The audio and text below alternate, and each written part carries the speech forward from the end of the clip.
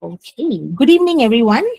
Okay, today we're going to do module 4 for our the human aura and energy field. So let's look at it and at the way the human aura works and the energy fields that surrounds Mother Earth. Okay, so let's have a brief through first. So today we're going to learn about the human aura, the energy field, and the chakras. Right, so it can be quite a heavy topic. So you may want to look at it again later on. I will send in SIRS module 4 also. So although we cannot usually see them with our physical eyes, but many healing modalities teach that every living thing and the non-living things have an energy field. So understanding this energy system can actually help us understand how actually prana works and flows through the body and how energy affects our physical and our emotional, mental and spiritual well-being as well. So it's very important that how all these actually affects our chakras and our well-being. Yeah. So let me turn on the.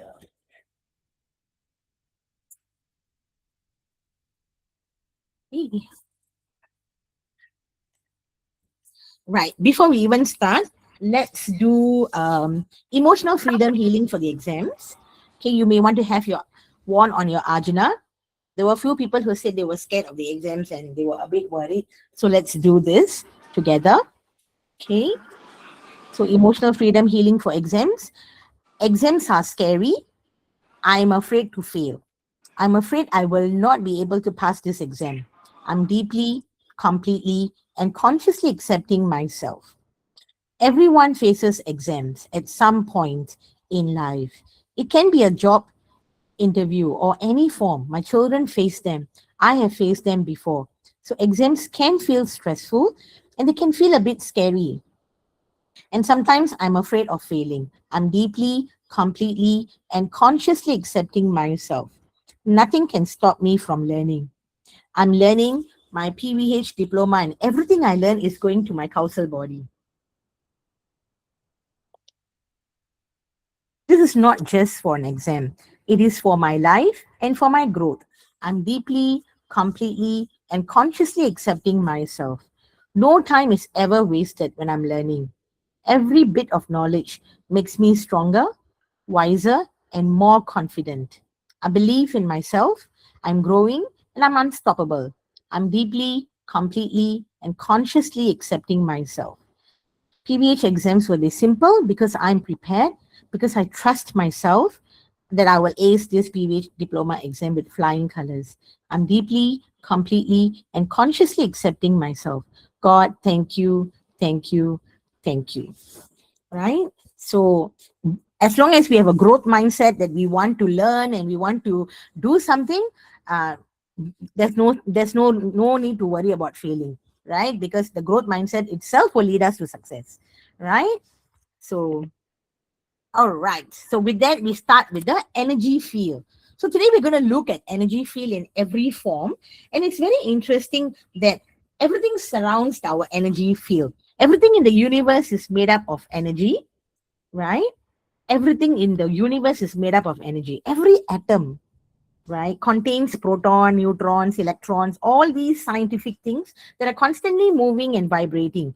Okay, for us it's like it's not important for us to know those concepts and jargons, but it's interesting how it actually works, because this energy field is not only on around the human energy field, but it's also on the animals, the plants, the crystals, and even any non-living objects as well.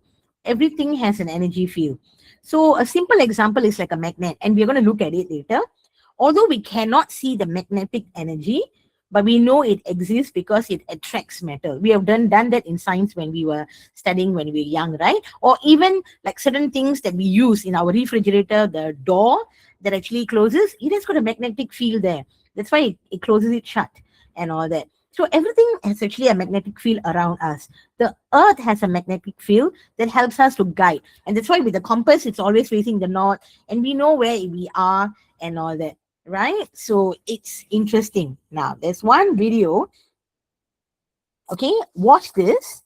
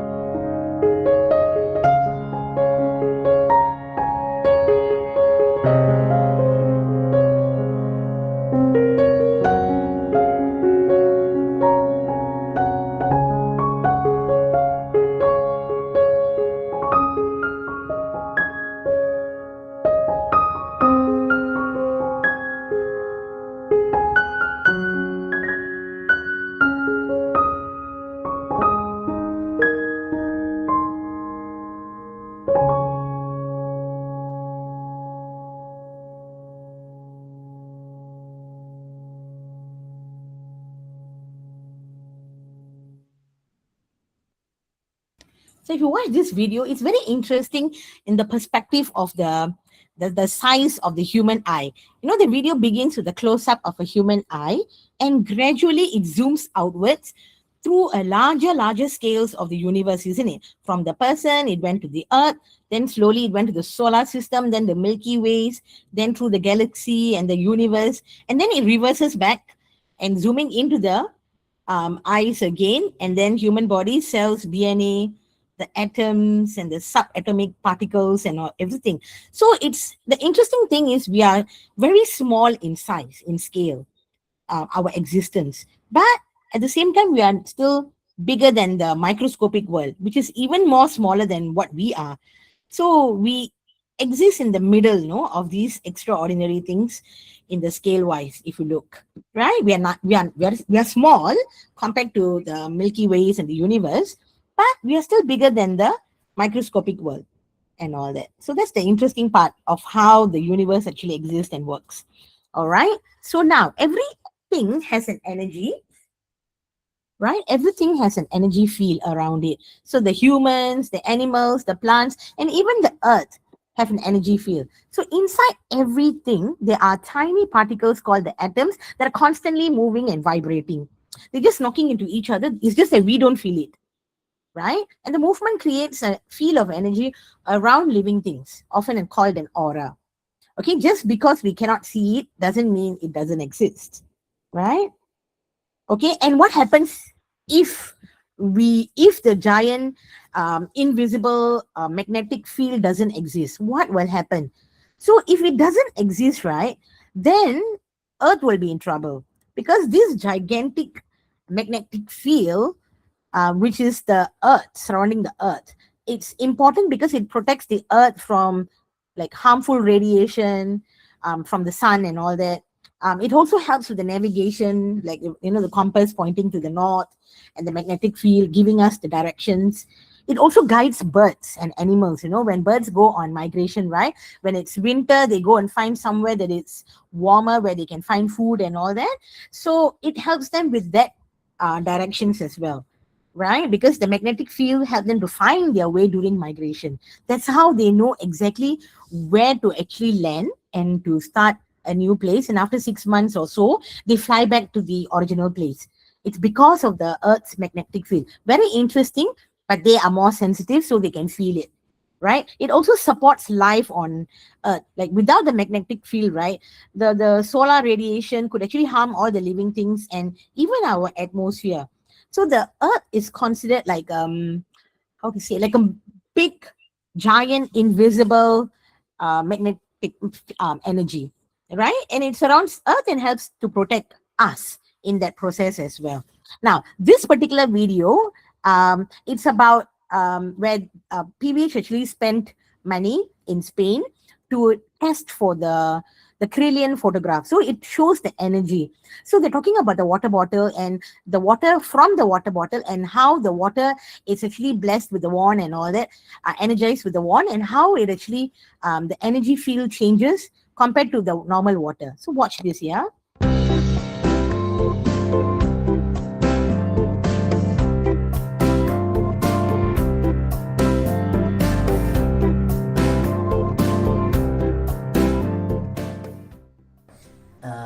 Como aquí se muestra en esta fotografía, tenemos los elementos que se han utilizado en esta investigación.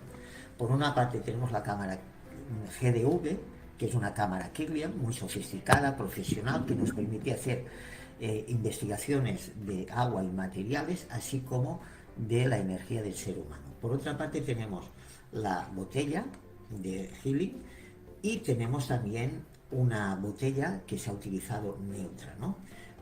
En estos tres vasos se ha colocado el agua de la botella de Healing, el agua de la botella neutra y agua directa del grifo sin pasar por ninguno de estos elementos. Y después se han utilizado también pues, diversos materiales de laboratorio para poder realizar estas electrofotografías. Hemos de tener en cuenta que la máquina GDV utiliza un software y un ordenador para sus cálculos matemáticos y poder ofrecer los resultados de las electrofotografías.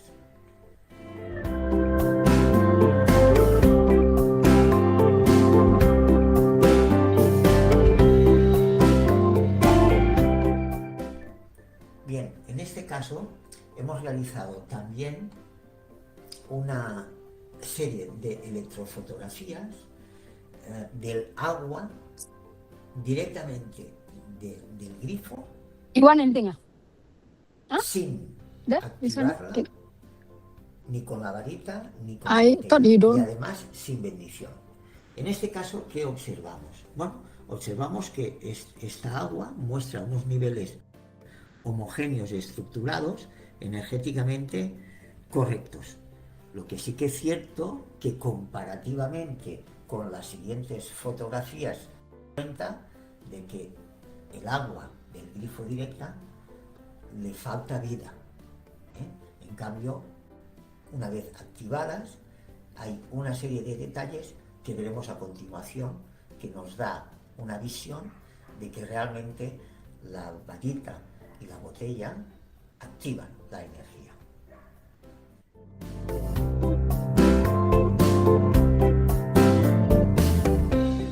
So with this, right, En it este actually caso shows. tenemos Okay, I el can't pause. agua que se había colocado en el recipiente de laboratorio, y lo que hacemos es activar la energía de esta agua proveniente del grifo a través de la varita más la bendición del agradecimiento.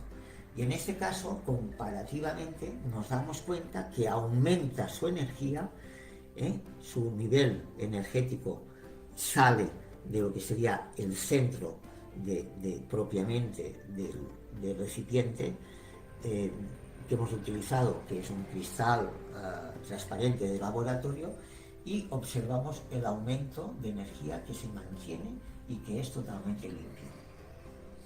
A diferencia de la que hemos realizado del agua neutra sin bendecir, pues realmente nos damos cuenta que la varita más la bendición pues resaltan y activan aún más la energía del agua.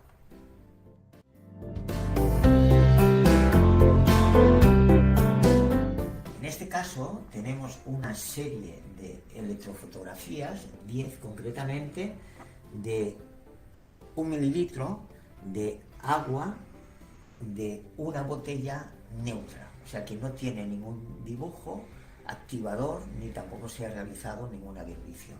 En este caso vemos que en esta serie de electrofotografías, la fotografía 1 y 10 aún tienen un poco de estructura energética, pero en cambio las otras fotografías, de la 2 a la 9, observamos un nivel energético muy bajo y además como algo de ruido, ¿no? Y interferencias, ¿no?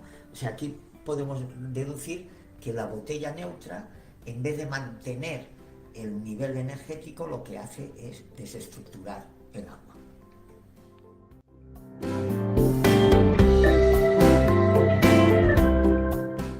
En esta serie de 10 electrofotografías hemos realizado la investigación con el agua proveniente de la botella, pero sin leer la leyenda que está escrita en la misma botella. En este caso nos damos cuenta que comparativamente con el agua del grifo neutra, nos damos cuenta que ha aumentado su nivel energético, que además es homogéneo, y que la cantidad de energía que lanza hacia el exterior es superior. ¿Vale? Por lo tanto, nos damos cuenta que la energía aumenta solamente estando dentro de la botella de Prana Violet Gel.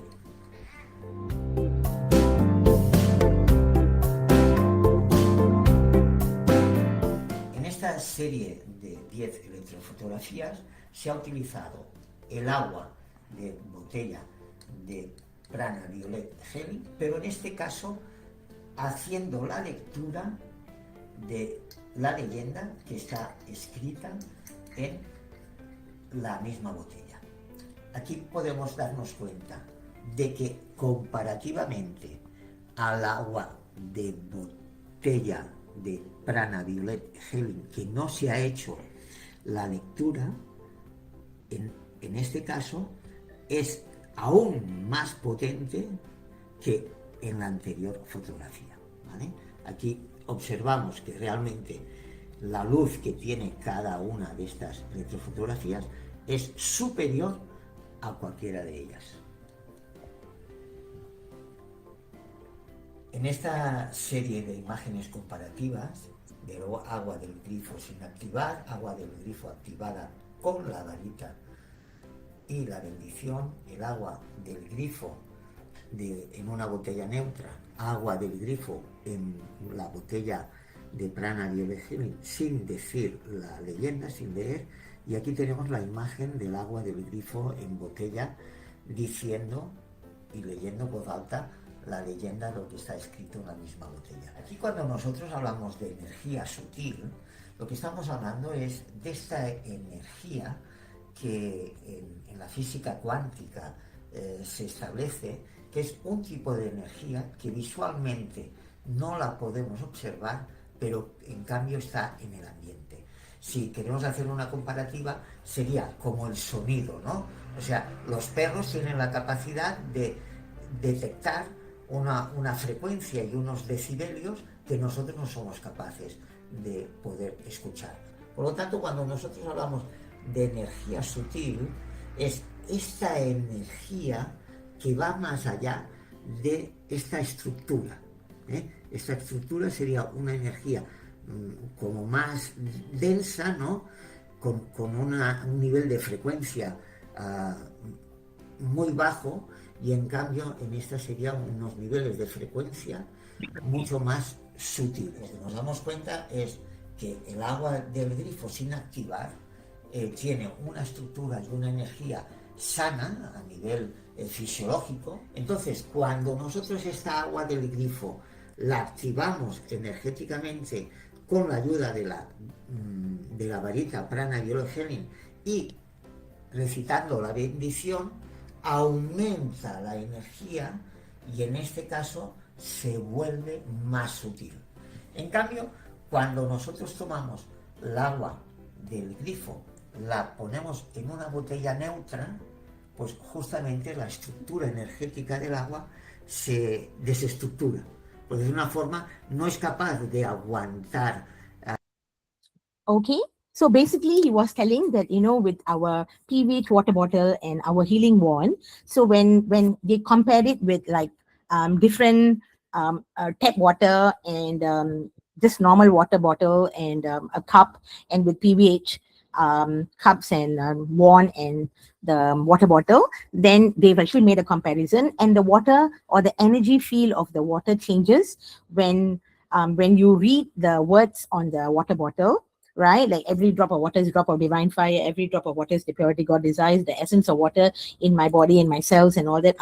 So when you read all those words there, it actually changes and the water becomes more energized and all that. And then with the healing wand, when you energize it with the healing wand, again, the energy transforms. The water becomes much more energized and it heals your cells, and drinking daily with the PVH water bottle or with the healing with the water, with the wand, make a tremendous difference compared to the ones that when you just take it from the tap water or you just take it from a random mineral water bottle, it shows the difference. So that's what they actually did that in the Krillian photography, which is a kind of a special photography that captures the energy field around the living and the non-living objects, right? So this is a special photography and a camera that actually absorbs the energy field, right? It reads the energy field and actually gives us, we can't see it with our eyes, but we can see the effect of it and all that. So this is actually it's like a life force radiating from within deep inside. It's hard to explain, but he's trying to say it in the quantum physics manner and all that. Okay. So this is a special photography that captures the energy field around the living and the non-living objects. Okay. Now, so you see, everything has got an energy field. So if you look at this cut apple, our hand, the leaves, the fingerprint, and everything else, it actually has got an energy field around it. right? So these energy fields are the one that tells us whether it's positive or negative, or is the aura affected and all that, right? So in PVH, we use the healing wand to sense as well. A clairvoyant can see, with her eyes, like, because some people can just see beyond, right? And for many of us who can't see, this Krillian photography actually helps. There are people who actually go artificially to activate this, but that's not necessary, because, sometimes energy is something that your body must be able to hold on to. Because if you forcefully try to get certain energies into the body, it can actually backfire you, because it can actually disturb your whole entire aura and all that. One time we had a workshop, just a random a workshop where we had, and one lady who came for the workshop, we were doing sun prana only. We were doing sun prana and we were receiving the sun energy, and suddenly she started vibrating in a chair vigorously, and we were like, and I was brand new, yeah, it was in 2018 when I first joined, and I think that would have been my, like, I mean, 3-4 months ago, like that kind of thing, like I'm in there. And then here she was vibrating in the chair, and I was like, wow, what's happening here? And then we have our few other brothers there who actually came and asked her what did she do and all that. So she went and did a kundalini awakening. So because she had done something which is an external thing, that she is paid for it, and she wanted to have a kundalini awakened, and the body is not able to withstand that energy. You know what I mean? It's like, it's not like you are receiving from the cosmic energy. God will know exactly what to give you, and give it to you when the eyes open, right? With the eyes open. But when you pay for something and you ask for something, when your body is not ready to accept it, things can actually backfire. So we had to do aura cleansing, ida pingla. We have to do a lot of lowermost chakra, heal and condition a lowermost chakra, and a lot of things before she actually became stabilized, because she was an elderly lady. I think maybe in her 60s or 70s or something like that. And she was really vibrating, and we were kind of like worried for her, because we didn't want anyone to get, any seriously injured in the class or whatever, and we were wondering what happened. After speaking to her, then we realized that, oh, after she was calm and everything back to normal, then she was telling what she did. So then we told her about it, and so yeah, this is what happens when people do things without uh, thinking about the repercussions and all that. Okay, so plants also have energy fields. So if you look at the leaf, this is the leaf that we can see with our own eyes, right? But this is when in a Krillian photograph of the photography is done, and then you see the energy, the aura of the leaf itself. There's a blue color light aura around it, right? So this is the way that we know that this particular leaf has a blue aura kind of thing. Okay. And then now attractions and repulsion. So if you know magnets, right? So magnet poles has two sides. One is the north pole and the south pole, right? So this is what our earth runs on as well, because our earth is made of several cores, right? We can't see the magnetic fields with our eyes, but we can see the effects of the magnetic fields. So the earth itself has a magnetic field, because the core of the earth is in the center of it is a metal, right? And this metal is like made of iron, nickel, and other metals as well. So the outer core is the layer where it generates the earth's magnetic field. So when a compass is put there, it's automatic that it moves towards the north, because pointing the direction and all that. So this magnetic field is the one that actually gives us energy, that that the earth knows exactly how much to turn here and there and all that, right? And also protects the earth as well, and us. Okay, so how to test this? So if you have a plain white paper and you have got iron fillings, and if you put a magnet under the paper and drop the iron fillings, right, you can see that immediately there will be a little swirl around, and most of them will actually go to the north and the south, and you will have less of it in the bars over here, the side of the magnets, right? Because we know that the magnetic poles are the most strongest, right? Whether it's the north or the south, they are the most strongest. So when you put iron filling on top of a paper where you put a magnet at the bottom, right, you will see that immediately it starts swirling, and then you will see that all these parts go to the both poles, extreme poles, right? And this bar on the sides, it doesn't get covered much. So that's why we have the North Pole and South Pole and all that in our Earth field as well. Okay, so the energy fields around us. So many things around us, living and non-living, have energy fields. Although we cannot see them, their effects are often being observed and measured. So one of the way is by Krelian photography. There are other ways that the scientists and scientific measures these kind of energy fields and all that. Right? Just because you can't see energy does not mean it doesn't exist. Right? It is always there. It's just that we cannot see it, but we can feel it. Okay, so our Earth, the center pole, right? Your north and south, and the metal is in the middle, right? And that's the heavy metal where is. That's why you see, if you look at any objects, as long as you have a magnet and there's anything metal, it attracts, right? So that's because of the North Pole magnetic field and the South Pole magnetic field. Okay, now looking at the aura, the physical body is what we see, right? So in the Krelian camera as well, you can see the energy field, right? We can also in PVH, we can sense the energy field as well, and we sense it with the healing wand, right? So that's why sensing is so important, that you can sense the energy of each body. Okay, now we're going to look at it individually so that to make it easier, because from now onwards these will be the ones that will be more important for the exams, okay, for the diploma itself, right? The earlier one was important to know about the magnetic field and energy field, but it is not, we're not doing a scientific exam, so you need not worry about like so much of it coming out, but this part is more important already. Okay, so the aura of the energy field, this is the aura around it. This is our physical body, right? Then goes our energy body, emotional body, mental body, and all that. Okay, a clearer picture will be here soon. Okay, and we'll watch this one later. Okay, this one shows, it's also done by the Krelian camera, and this one shows that sorry, there's something flying insect, so I was like trying to wave it away. Okay, so this Krelian camera, right, actually captures when the person is reading the forgiveness affirmation.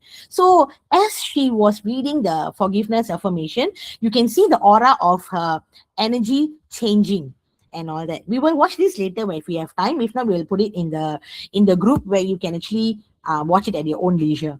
Okay, all right, because I'm afraid that we may not have time later on.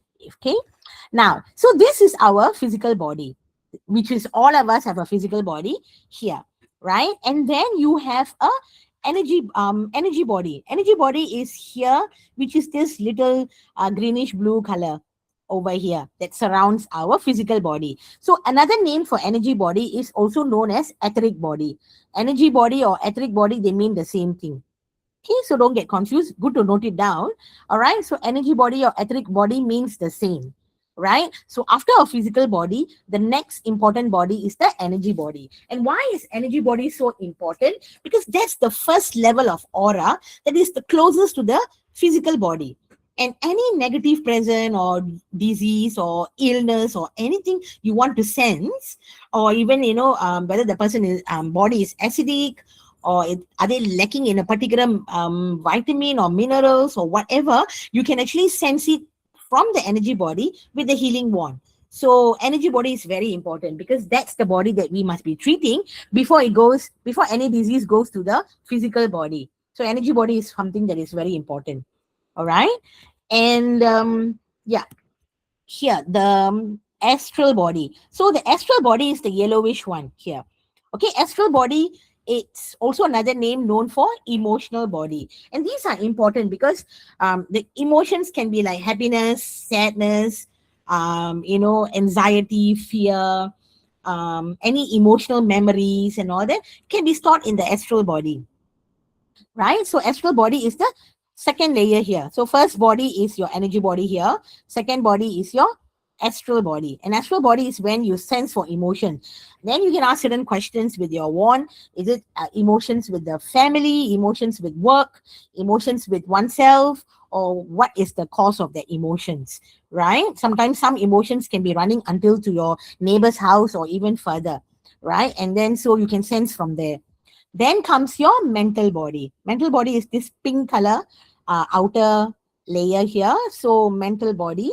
So mental body, it's a thought body. It contains all like your belief system, certain ideas, certain mental patterns, sometimes deep rooted emotions that is not treated in the astral body or the emotional body can go into the mental body, right? And that's when people get into a state of depression and things like that. So sometimes certain illnesses to do with illnesses can also be from the mental body itself, right? So that's why it's very important to whatever emotions and all that to be treated in the astral body before it goes to the mental body. All right. So again, let's repeat. Yeah. So our physical body has subtle bodies, and these are the subtle bodies that we have. This is the physical body followed by our energy body, which is this bluish thing, right? Blue color thing, aura. All right, around the physical body. So that's called an energy body, or another name is etheric body. They are the same. Okay, then you have the yellow color layer of aura which surrounds the physical body, which is the astral body, or also known as emotional body. So from the name itself, you know it's to do with emotions, but in the exams they may not give you emotional body, they may say astral body. So it's good to know the name. Astral and emotional means the same. All right, then you have the final body that surrounds the physical body, which will be the mental body, right? Oops. Okay, overshot. Now, so the human body. Now, the human body has four distinct parts of the human body. Okay, so the most important is something that you can see, like a part of the body that can be seen. It's like your hands, your legs, your eyes, your ears. All this can be seen, right? With your own eyes. You can even touch and feel them, right? So that's your visible part of the physical body. You have another part, which is the invisible physical body, right? And the invisible physical body, it's when you have like, you know, your blood circulating around the body, you know, transporting the blood, your nervous system, your urinary system, your lymphatic system, your digestive system, your endocrine system, which produces hormones and, you know, regulates everything else there, reproductive system, skeletal system, muscular system, skin system. So all these cannot be seen with your naked eyes, right? It cannot be seen. It has to be seen with a special machine, with the whether the MRI scan or x-rays or things like that. Okay, so very important to know, to the physical body has two bodies. One is the visible that you can see and touch and feel, and the other one that you cannot touch and feel, right? Okay, and then of course the next one is just now what we saw, the energy body, the astral body, the mental body, which you can't see, but you can sense with the wand. A clairvoyant can see. A Kirlian camera or photography can actually see these bodies as well. Okay, so that's the difference. Okay, so human body and the prana. So for an example, the endocrine system, the job of the endocrine system is to secrete hormones. It has got several hormones that we need for us, for our body to work. And we have done that in last session in part 2, right? We have like a thyroid glands, we have the adrenaline glands, we have like, you know, the pituitary gland, your thymus gland, so many glands that actually help us in, you know, your pineal gland and all that, to help us to secrete certain hormones to help us function well. Okay, and it's actually these hormones go directly into the tissue through the blood system, right? And interacting with the organs and the system within, right? So it does a lot of work, right? Only thing is we can't see it because it's not consciously being done, it's unconsciously being done automatically by the brain, right? And the most important, the master gland, is your pituitary gland. And of course, the HQ of the master gland, which reports and everything, it's the hypothalamus and all that. So very important, these glands take touch of our secreting of the hormones and all that. Okay, the human aura and the 4 bodies. So just now we talked about it. This is the notes part, right? So the physical body is something that we can touch and feel and all that. So it contains your organs, your muscles, your body, and your body systems, right? So these things can includes your internal organs that cannot be seen from the outside, right? It'll be scary to see someone walking, a skeleton walking without skin, right? So you and I wouldn't want to see each other's bones, isn't it? So that's why we have skin to cover that all. Okay, energy body, another name etheric body, is closest to the physical body. So it receives and distributes prana, life force, energy, and all that. Supplies energy to the physical body, which is very important because our physical body need a lot of energy as well. So it all comes from the energy body here. Okay. Now, astral body, the emotional layer that holds emotions and all that. So it also stores all the emotions that in whatever that we go through and all that. So it's important that the burn and blaze away all these unwanted emotions, anxiety, fear every night, especially someone who's highly emotional. It's good to burn and blaze away daily and all that, right? And then ladies affirmation helps and all to to keep the emotions at bay, right? And then you have your mental body, which is contains thoughts and beliefs and the mental patterns and all that. Okay, so what is the aura made up of? And it's very important we need to know what is the aura made up of, because the thing is, right, the aura is actually made up of life force. And where do we receive these life force? We can receive from many ways, right? From the sun prana, from the earth prana, from from breathing, from so many ways, the air prana, everything else that flows into our aura. The prana also flows through the aura and energy body and chakras, helping us to energize and support the physical body. And that is so important, right? See, the etheric body, it's the one that, like, the body's energy system that keeps us healthy, strong, and full of life. That is why we always sense and heal the energy body before any illness comes to the physical body. Okay. Now, the astral body, as we know, it is to do understand with the emotions and all that. Now, the aura here, it is the one that holds on to everything in the energy body, in the chakras and all that. So we will look at it thoroughly later in a short while. Okay, the aura is around the human body, which we already saw all the four bodies. Okay, it also penetrates the internal and external physical body. So aura is made up of prana, and if the prana is weak, the aura suffers. The aura also becomes weak. And how does the aura become weak? Emotions is one main cause of it. Sometimes thoughts, and also uh, different practices that it's disturbing the energy field and all that. So there are many ways where aura can get affected.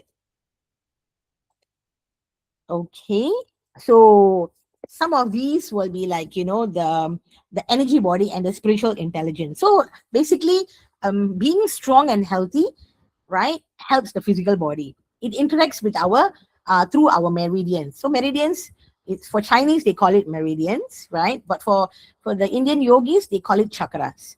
So the universal energy that actually flows through it. So the prana has to always flow through in order for the body to be working well, to be healthy, to be strong, and all that. When there's a block, when there's a disruption in the flow of the prana, the body cannot function as normal.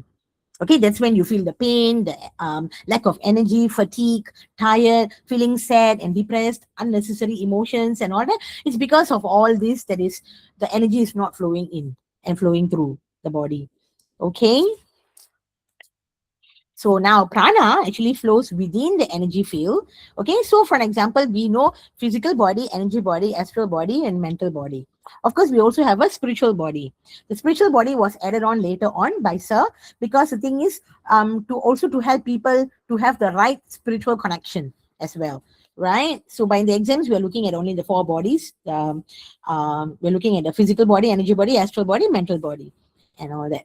Okay, so any disruptions in the flow of the prana due to blocks in the chakras or meridians can cause pain in that affected area. If someone keep on complaining about leg pain or stomach ache or anything, so sometimes there is a block. The energy is not flowing through, and it's important to rectify that. So proper undisrupted flow of prana is extremely important for the physical body to function well, right? Because you don't want your physical body to be feeling pain all the time. We are not supposed to be feeling pain. We're supposed to be moving with with the energy and all that. But if you have constant pain, then it's good to check what is happening. Okay, before we do that, let's see. Give me 1 minute.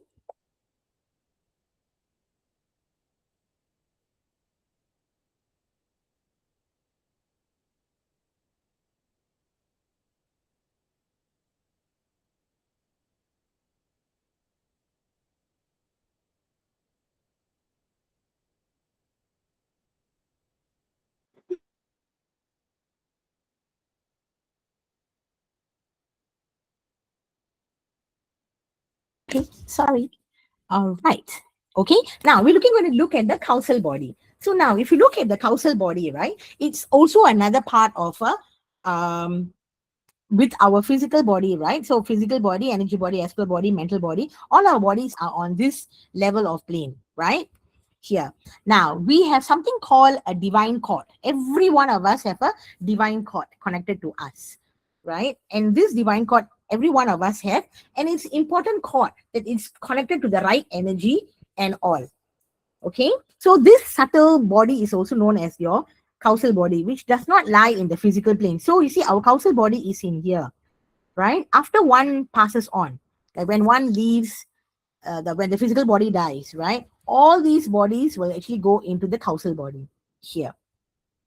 Okay, we will all go back into this causal body, which is another higher plane, and which is it is beyond sensing. This causal body, you can't sense the causal body because it has taken many birth and many life,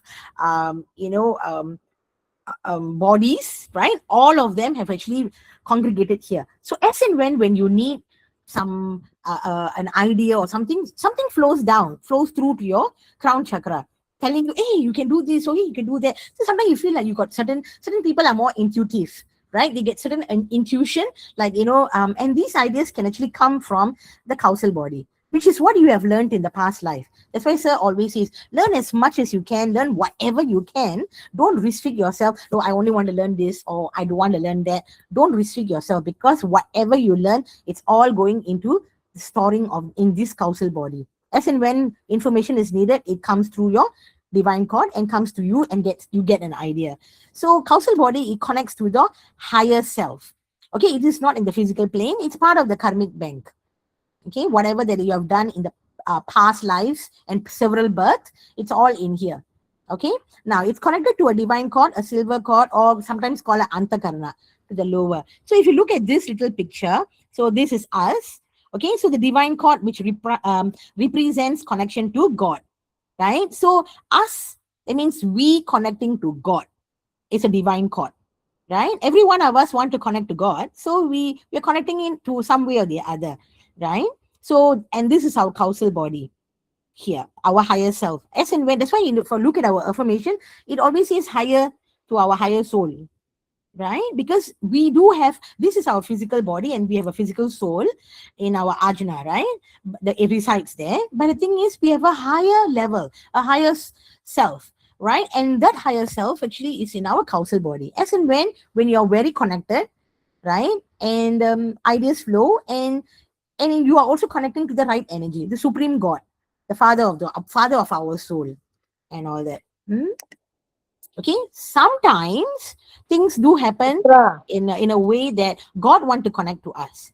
Okay, so if you look at this black color arrow here, it's going up. So a divine cord is you connecting to God, right? And there's a light blue color line that is coming down to you, which is antakarna. It's God connecting to you. And when does God want to connect to you?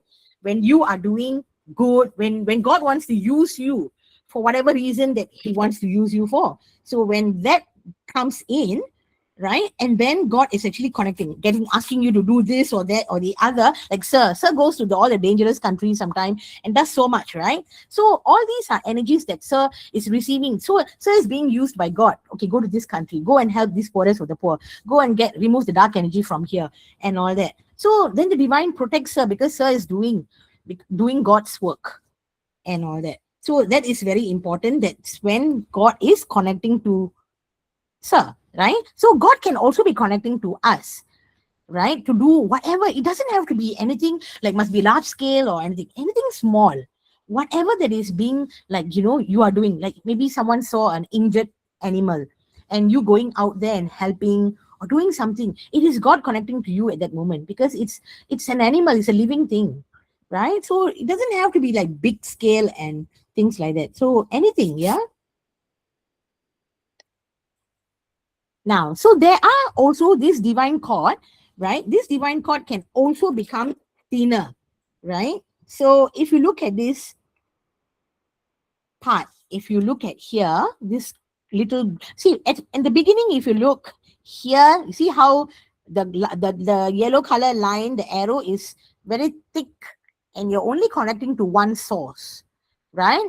So you are connecting to one source. But if you look at the next picture, this line is become very thin and faint. Okay, so the divine cord becomes very thin when you have made other gurus or teachers as God.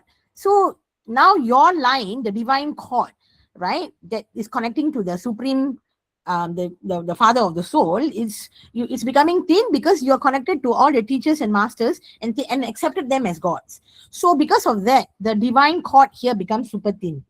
Okay, and when that happens, right, and then like eventually it becomes so faint that it disappears sometimes even. So each person is believed to have a divine cord, right, and that little silver cord can actually become faint. Okay, and the cord actually connects to the soul to the supreme light, the divine source, or the creator, through our causal body. Okay, now it is imagined like a big beam of light connecting to the divine here, the big beam of light. So when a person prays, practice kindness, and help selflessly, and develop spiritually, and blessing nature and all that, the connection becomes stronger and it is brighter. Okay, stronger and brighter. But when a person becomes disconnected, okay, when a person becomes disconnected, right, from spiritual values, and then the connection becomes weaker and thinner. So some may argue, hey, but then I'm still connecting to some spiritual energy, isn't it? So why should it become thinner? Yeah, good question, right? But the thing is, right, as it connects them to their gurus, or the gurus will lead them to, they're connecting to the gurus, thinking that they will lead them to salvation. But if you think hard enough, right, if such cords were naturally part of the system, right, then we should be born with a guru, isn't it? When we are born alone, we come alone and we go alone. Nobody's following us along the way, isn't it? Right? So if that's the case, right, also such cords should not cause our own divine cord to become thinner and weaker. So it is interesting that when people become more connected to the gurus and doing guru practices more than doing God's work. Service to men is service to God, right? So when you help any person in need, a single mother or single parent or a child in need, or someone who's handicapped and need food and all, doing that simple thing can actually increase your antakarana so much more compared to you connecting to unnecessary people. I mean, accept the teaching, practice what has been taught, but don't practice and worship the person. That's the main idea, right? Don't worship the person as God, but take the teachings. And so always say, don't worship him, right? So say, take my teachings and go and do whatever you can, go and help people and all that, right? He doesn't say, oh, now put my picture there, worship me, do this. In our affirmations, there's nothing on Sir's name there at all. We do divine fire for ourselves, for our soul. We do divine fire for whatever that we want things to happen for us, right? But there's no, in any of the affirmations, there's no Sir's name, Siva Sir or Dr. Siva or anything down there in any of the affirmations and all that, right? So the affirmation is solely for the soul. It's not for the mind, right? Okay.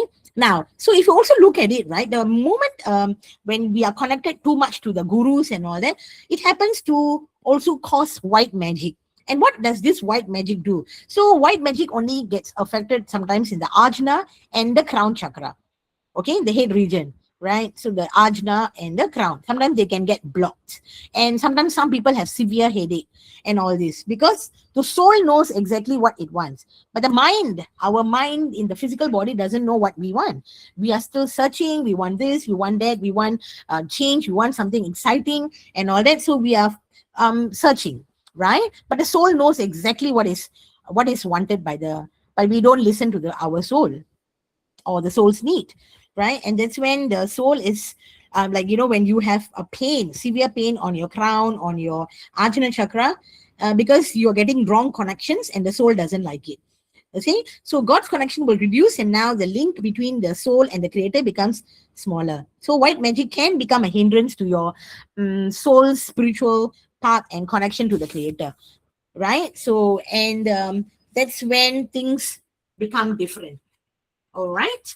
Now, also the simple summary of this whole thing, right, about our causal body is, if you look at it, our causal body is the highest spiritual body, okay, where it stores all our karmic records from all the lifetime, okay. So causal body, it stores everything. The moment this body dies, the mind dissolves. Every part of this, the subtle bodies, goes into the causal body, right? And it connects to the divine cord through the silver cord and all that. It carries the lesson and the experience, good and bad, all goes into the causal body. Okay, and it guides the soul for the spiritual growth and all that. Again, it also waits there to get the next birth. According to what you have done, you will get the birth accordingly, right? So causal body, highest spiritual body, and the home for our higher soul. Okay, now the divine cord, just now when we already spoke about, right? So the divine cord is us connecting to God. Okay, so the more divine energy we can receive, the stronger our spiritual growth becomes. So we can always connect to God. There's some who can, the divine cord and the antakarana both are strong, both are equally, the same and all that. And yeah, so any questions about this one? Ma'am, I want to ask. Is it okay? Is it clear? Yes, ma'am. Can I ask one question? Is it okay? All right, later got questions, so later y'all can answer. Okay, now, so then the antakarana. Let's look at antakarana. Okay, so the explanation of divine cord. Okay, over reliance on teachers and gurus, not school teacher, spiritual teachers or gurus can actually weaken the divine cord. Taking their teachings and following is different. Worshipping them is the one that causes the problem. Okay, so antakarna is God's connection to you. So God connecting to you is antakarna. So it is when the divine cord represents our connection to God, right? Divine cord, our connection to God, the other way around. Okay, and antakarna is God's connection to us. So it's believed that God wants a person to serve a special mission or special purpose, like heal someone or help someone or bring something positive change or help Mother Nature in some kind or the other. The connection becomes stronger because God is connecting you and using you to do something good for mankind or for Mother Earth. Okay, and how can we strengthen our divine cord? So again, reading the spiritual affirmations, selfless service. Don't do things with expectation. Do without expectations. Gratitude, right? Showing gratitude, showing being thankful to nature for its existence, being thankful for everything that we receive, right? Kindness, living according to spiritual values, do the right thing, the eightfold path, blessing nature and healing. All these are important. All these are the ones that actually strengthen our divine cord and all. Okay, the flow of cosmic prana. So receiving the cosmic prana we all receive the cosmic prana from the crown chakra. Okay, and certain affirmations can activate the flow of this. And one of it is I am. Okay, I am light. These are the ones that actually activates the cosmic energy, the cosmic prana to flow through our crown chakra to help us to do the right thing, to do more, whatever that we are connected to and asking for.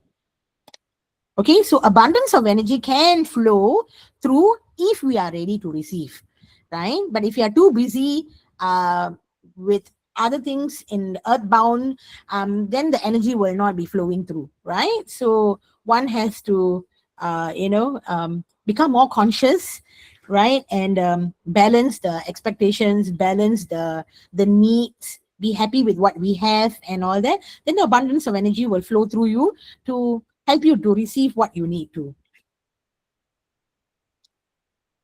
Okay, the supreme light. So this is the slide where Sir always shows during the Sunday blessings and all that, right? So this is the supreme light. So this people here, they can be anyone. It can be an engineer, can be a doctor, can be a nurse, teacher, whatever. They can be doing anything.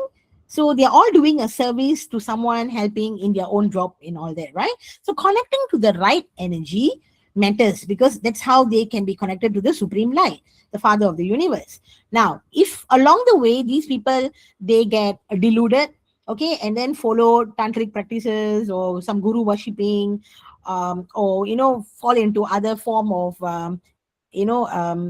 practices that it's not helping the soul to move up, then these people will be at the earthbound level. Okay, so, and this one, it's when every one of them become a light, right? And then they go to the supreme, when after they depart the earth, the physical body is no longer there, then they all will move off as light from the causal to the causal body, and then go to the supreme light, right? So being a light does not mean that we have to be perfect anyway, right? So it simply means choosing to bring something good into the world every single day. Being kind, saying something nice, nothing good to say, don't open the mouth.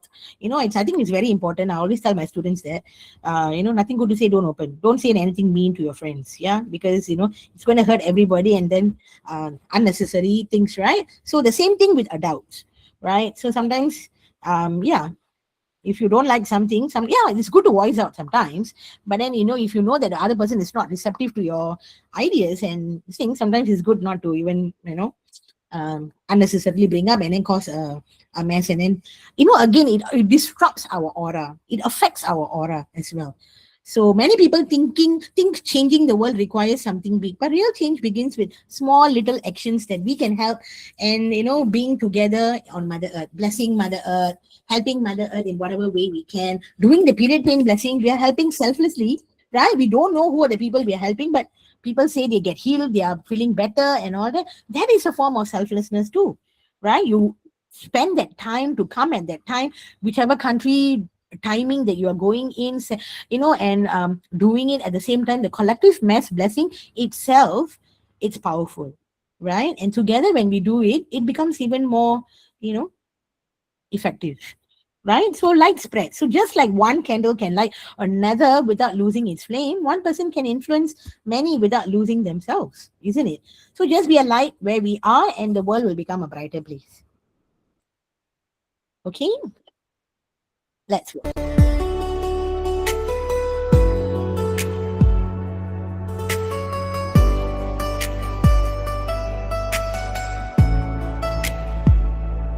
நன்மை செய்யத் தொடங்கு, அன்பு மலரட்டும், ஒரு அமைதியான மாற்றம் உள்ளுக்குள் வளரும். நன்மை செய்வதன் மூலம் நீ தெய்வீகத்தின் கருவி என்று உன் இதயம் கண்டு கொள்ளும். தெய்வீக ஒளி பாய்கிறது உன்னில், ஒரு புனித பொலிவு விழித்தெழுகிறது. நீ பிரகாசமாக ஒளிரும் ஒளியாக மாறுகிறாய். நீ செல்லும் இடமெல்லாம் அன்பை பரப்புகிறாய்.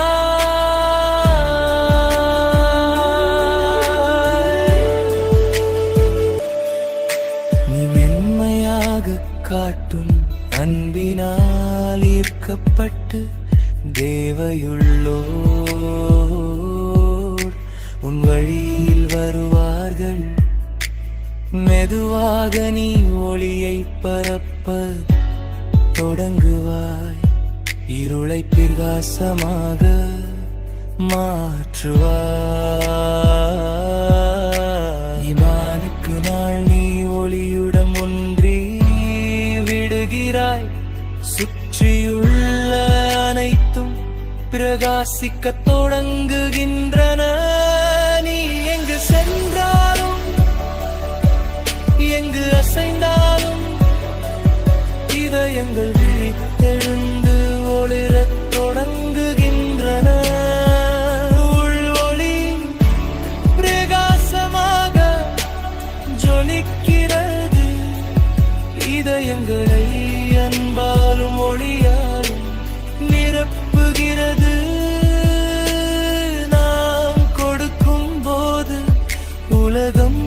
சுகமடையும் அன்பையும் அமைதியையும் ஆன்மா உணரும்.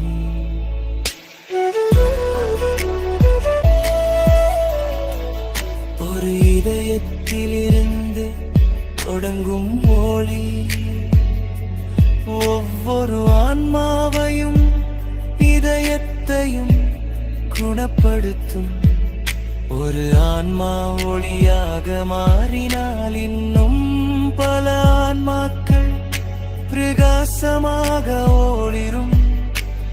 அப்போது எங்கும் எல்லா பார்வையிலும் ஒளி மட்டுமே இருக்கும்.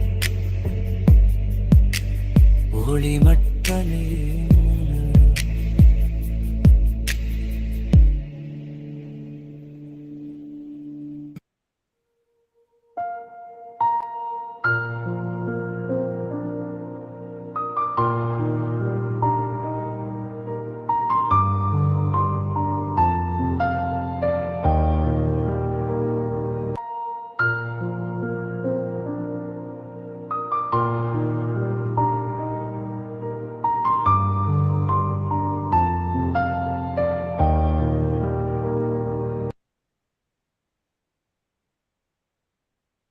Okay, to so sum it up all, the subtle bodies, right?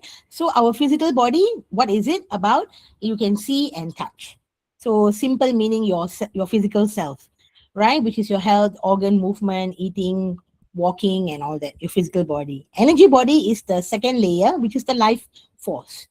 Okay, so the energy flows through here, which gives you the strength. And also, if you are tired and all that, it also shows in the energy body here. Emotional body, it's your feelings and your emotions here, whether happiness, sadness, anger, fear, love, anything there, all to do with emotions. Mental body, your thoughts and your mind activity. So sometimes can be deep-rooted thoughts, belief system, decisions. Sometimes some people are very fanatic and all that. So all these falls under the mental body as well. So causal body is the most important part, right? The deepest subtle body, which is our blueprint of everything that has taken part in several lifetimes, and everything is stored in our causal body. Deep patterns, our karma, good karmic, bad karma, everything is there. Life lessons that we have learned, not learned, soul level purposes, everything is there in our causal body.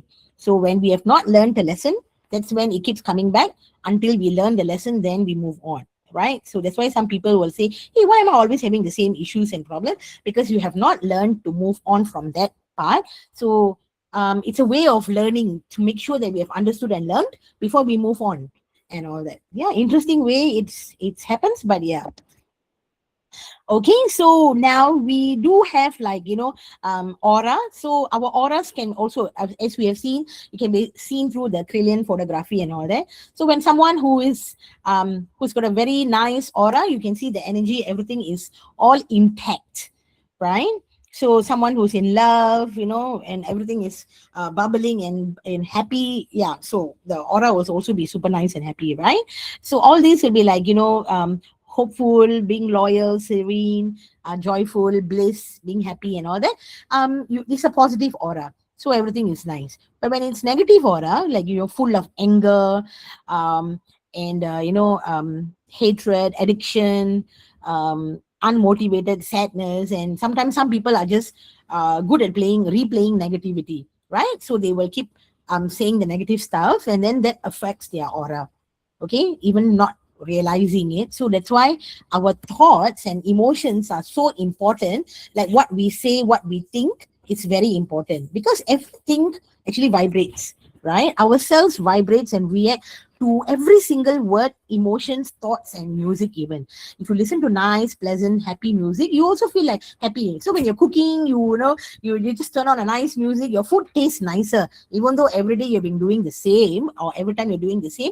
But the food, somehow your family will say, wow, but today the food's so nice, right? Because the aura, the happiness goes into the food that you're cooking, right? But when you are angry when you're cooking and listening to sad music and you're cooking, and then the food also feels the same energy as well. right? So sir also says, like, when you listen to rock music or heavy metal music or any kutu dance kind of music, very loud and sharp, noisy kind of music, right? It messes up our biorhythm. Okay, our body has a biorhythm that flows, right?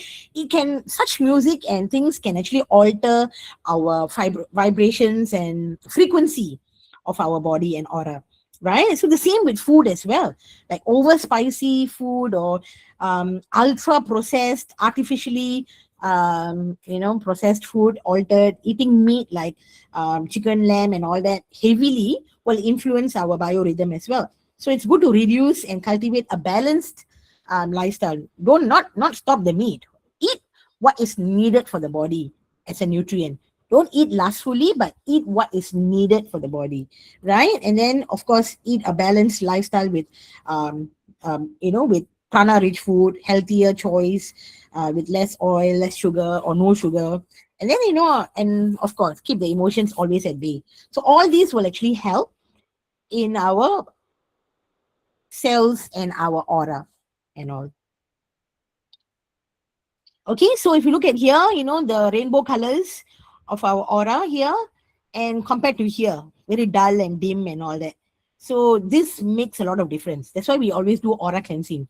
Okay, and when we sense the energy body of the person, then after that, if it's going too much, or if there's, then we do aura cleansing first to make sure the aura is in the correct size and shape and all that. Then after that, you do Ida Pingla and then do the necessary things needed. Okay, so toxic stress, worries, fear, and a whole range of negative emotions will influence our emotional state, physiological state, energy field to shrink, and all that. So we live in a state of elevated emotions such as love, gratitude, compassion, and a feeling of wholesome. We expand our energy field, right? So that doesn't mean that, wow, cannot feel sad, is it? Cannot feel angry, is it? No, that's not that. The thing is that you must know how to manage them, So because we are in a working environment, so, or anyone can actually upset us, but how we react to that situation is up to us, right? Not for that person to determine. So we can choose how to react to whatever that is presented. Okay, so sometimes people do go for this Krelian camera, and then they find what's the aura size, and what is activated, and whether the aura is strong and balanced and all that. Yeah, we do it with our healing wand. Okay, people who want to do this, they will pay money to do that, which is not necessary. Okay, now question time. We can see the energy field using X-ray machine, Krelian camera, candid camera, or all of the above. Kirlian camera. Kirlian camera. Okay. You can type also on the chat box. B. Kirlian camera. Okay, We can great. take it once. All the above. All of the above. Kirlian camera. Did anyone say all of the above? Candid camera is something, last time they used to have this show, right? They will go and hide the hidden camera, and then after that, then someone does funny thing, and then it will people laugh about it and all that. That's candid camera.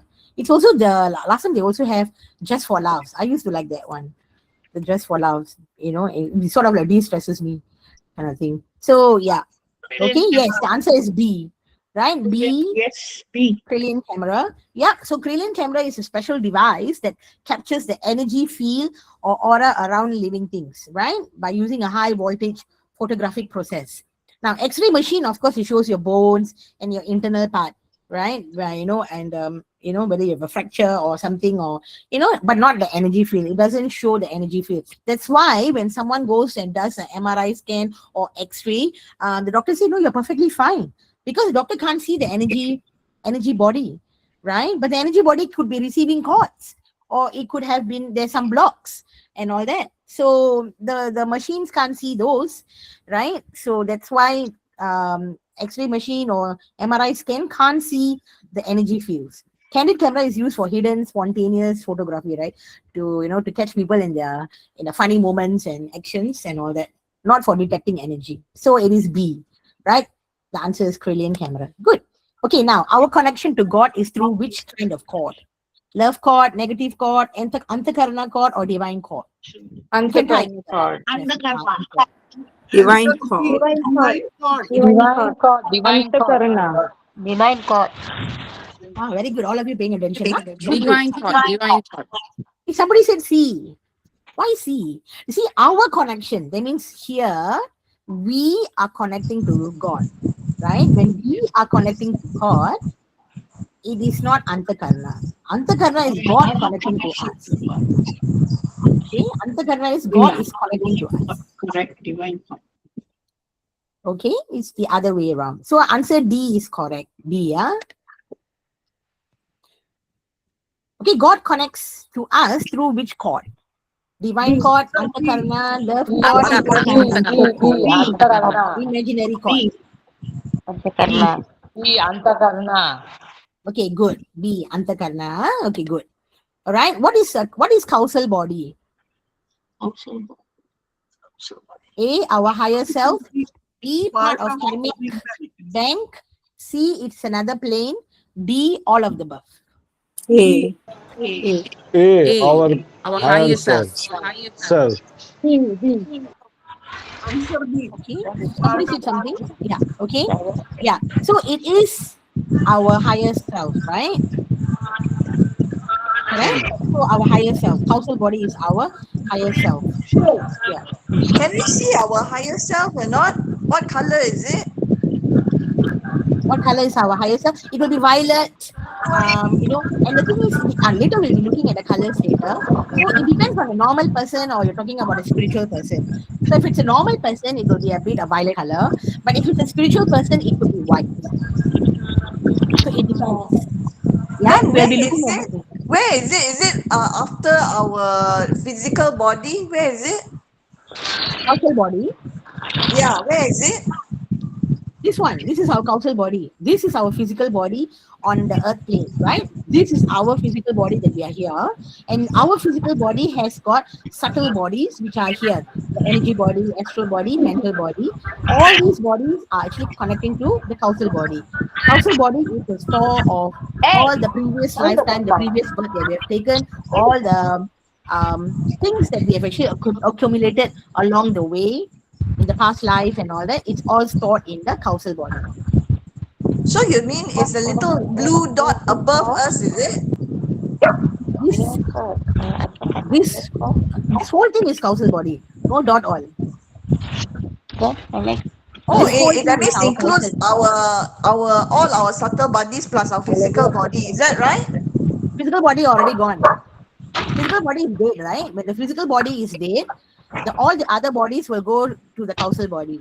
When the mind dissolves, the subtle bodies will go back to the causal body and wait for the moment to take the next birth and all that, according to the karma that we have accumulated along the way. The causal body only will appear when we go off, is it, from this earth? Correct. Yes. Oh, You can't sense the causal body. oh, I Chitra, see. I have Okay. one question. Chitra, I have one question. Yes, Uma? Is the causal body part of the karmic board? That means like all our previous birth, right? Whatever birth that we have taken, all will be stored in the causal body. Right? Because all our subtle bodies that is here, so the physical body is here. The physical, take for an example, is me, then I die, right? So when I die, then my mind dissolves. So all my energy body, astral body, mental body will all go back to the causal body here. And this causal body is for only this lifetime, right? But whatever that has happened in the previous lifetime that I've taken, all will also be stored in the causal body. And in this causal body, we'll have all our past karma, good and bad, whatever we have done, whatever we have learned, everything is stored in the causal body. It's a big, huge body that actually contains all our blueprint of everything of us. Oh, okay. But it's not the karmic board. It is not what? It's not the karmic board, huh? No, Karmic bank is a different kind, right? Because if you look at the karmic bank, it's a in this lifetime, what we have done, it's another karmic bank, right? That we accumulate and all that, Oh, right? all So right. karmic Okay. bank, you in the causal. Are you asking whether the karmic bank is in the causal body? Yes. Yeah, it is the karmic bank, the storehouse of all the karmas that a person has gathered in all the life which his soul has lived, right, will also be in the causal body. Because the thing Mm. is, the subtle body is the causal body, which does not just lie in the physical plane itself. It's another higher plane, and it's the seat of the higher soul. So it's beyond sensing. You can't sense. But all the Okay. karmic bank, the storehouse of all the karma that a person has gathered in many lifetimes, is all stored in the causal body. Chitra, may I ask a question? So while we are still alive, that means we only have our physical body and all our subtle bodies lah. There's no causal body lah. Is it? The causal body is always there, but whether you are connected or not, it as and when you are, because if you are practicing spiritual hiking and you are strongly connected, right, to the supreme light and all that, and not connected to other modalities and all that, right? Sometimes people get confused because they are connected to so many different energies, right? And then, so when so many energies you're connecting, then your causal body is being deluded, isn't it? Because you cannot connect, the divine God is not connecting to the right source. If you're connecting to the right source, from that source you will get intuition that gives you ideas and things for you to flow in and do. For an example, a person who was doing a medical research and died at a young age. Okay, but whatever knowledge that has been gathered in the past life, it's all stored in the causal body. So sometimes then people read or some news comes out like, wow, this 8-year-old boy or 10-year-old boy has a major discovery of a treatment for cancer, right? Then you'll be wondering like, wow, but you see, the person might have been doing all this research in his past life, then he passes on suddenly, and all those information is actually in the causal body, which flows to him in this lifetime, so he's able to continue with the research that he has done. You know what I mean? So what? So my question is, while we are still alive, where is our causal body? Is it floating in the air? Is it? Not floating. If not, then somebody will be catching it, right? It's just there. It's not something that you and I can see, right? Oh, I Yeah, see. it You only can't even depends on see how the using the. person. Uh, Mhm. can you see with the Kiran camera? You can't, because Oh, it's beyond sensing. It's beyond. You can only see your subtle bodies, but you can't see the causal body. Causal body is connected heavily to the supreme light. You see, so the father of the soul. No, so when the body departs and you go to the causal body, right? From there, then you are actually waiting at the causal body to get the next birth, and that's when you meet the great karmic board. The great karmic board will come and then see, okay, what have you done? Or everything's opened up here. Okay, you have done this good thing, you have done this bad thing, and then it's being weighed. How much good, how much bad you have done, and what have you done, and accordingly you will be having the next rebirth, right? So while it's we are still beyond alive, sensing. we still have our causal body lah. Eh? Yeah, every one of us have our causal body, but the thing is, how much we are connected is another issue. The more you're connected to the let's do stir, right? Okay, let's do stir, because I think most of us are not there yet, right? So let's look at sir. So when sir, of course, sir's cultural body, he must have taken so many births and so much of knowledge and so much of things he must have done that ideas just flow through him, and he just goes here and there, and thus and the divine protects him because he is being used as an instrument, right, of God. Yeah, So as he is being used, so more energy will flow through, and that's when um you know he will be able to know exactly what to do and what not to do. I mean, like, who will be able to go into a super dark energy area and clear those? I mean, unless they are being protected and with the divine energy, yeah, isn't it? yeah. Right? So yeah, so that's why sometimes sir always says, be careful what you tamper with. Sometimes people like will say, oh, I want to go and do this and do that, I want to remove dark energy or black energy. Don't Let's not try all these things, because I mean, we may not be ready for all this, and we do not want to go and fall in the wrong forces and then suffer later, right? Just do what is needful. When the time is right, when everything is, God will connect to us and give us what we need with our eyes open. Right? We don't have to go and search and do things like unnecessary and get into trouble. Oh. Then my other question is like when we pass on from this life, then we go back to causal body. Is it everyone lah? Everyone has to go to the causal body, yeah. Oh. Because the causal body is your like a stock, like can feel like hotel lah. Like you have to wait there before before you get to check out to go to another place, right? So before you get a berth, you have to be stored. You will be there at the causal body.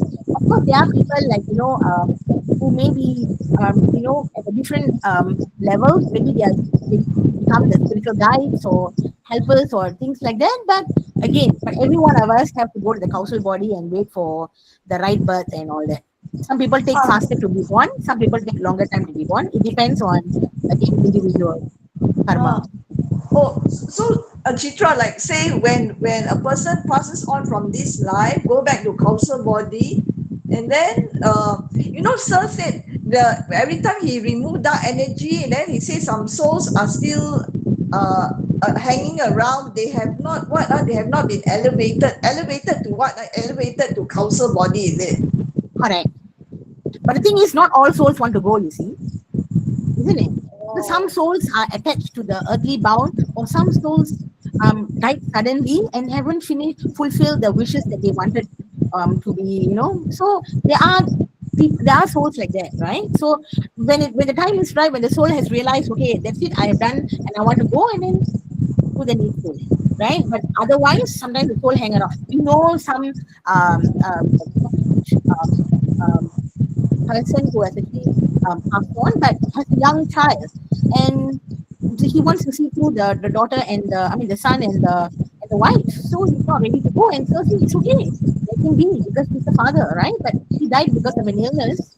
So, but yeah, so and then when the time is right, when it's needed, he'll automatically go, or if not, and the family is following him, so they will do the needful anyway. But he's just there like a guardian now, right? So things like this happens, right? Exceptional cases. Oh, those are exception cases lah. Yeah, can we go on? If not, we will never finish today. This is not part of the exam. Oh, all right. Okay, sorry. All right. Okay. All right. Yeah, we have a lot of questions to answer actually. Yeah. Okay, sorry. Okay. So the explanation to the causal body, sorry, Marina. Okay. So now the explanation to the causal body, it's a higher plane and the seat of our higher soul. So it's again beyond sensing. You can't sense your causal body. Okay, and it's a great karmic bank, the storehouse of all the karmas that a person has gathered in all the lives which the soul has ever lived. So after the death, right, the soul along with the subtle bodies will become concentrated as one and join the causal body. And then the soul will be reborn into a new physical body, depending on his or her karmic account that has gathered in this lifetime or the past lifetime, whether they have balanced their karma and all that. Yeah. Okay, and the explanation on the Antakarna and the divine cord.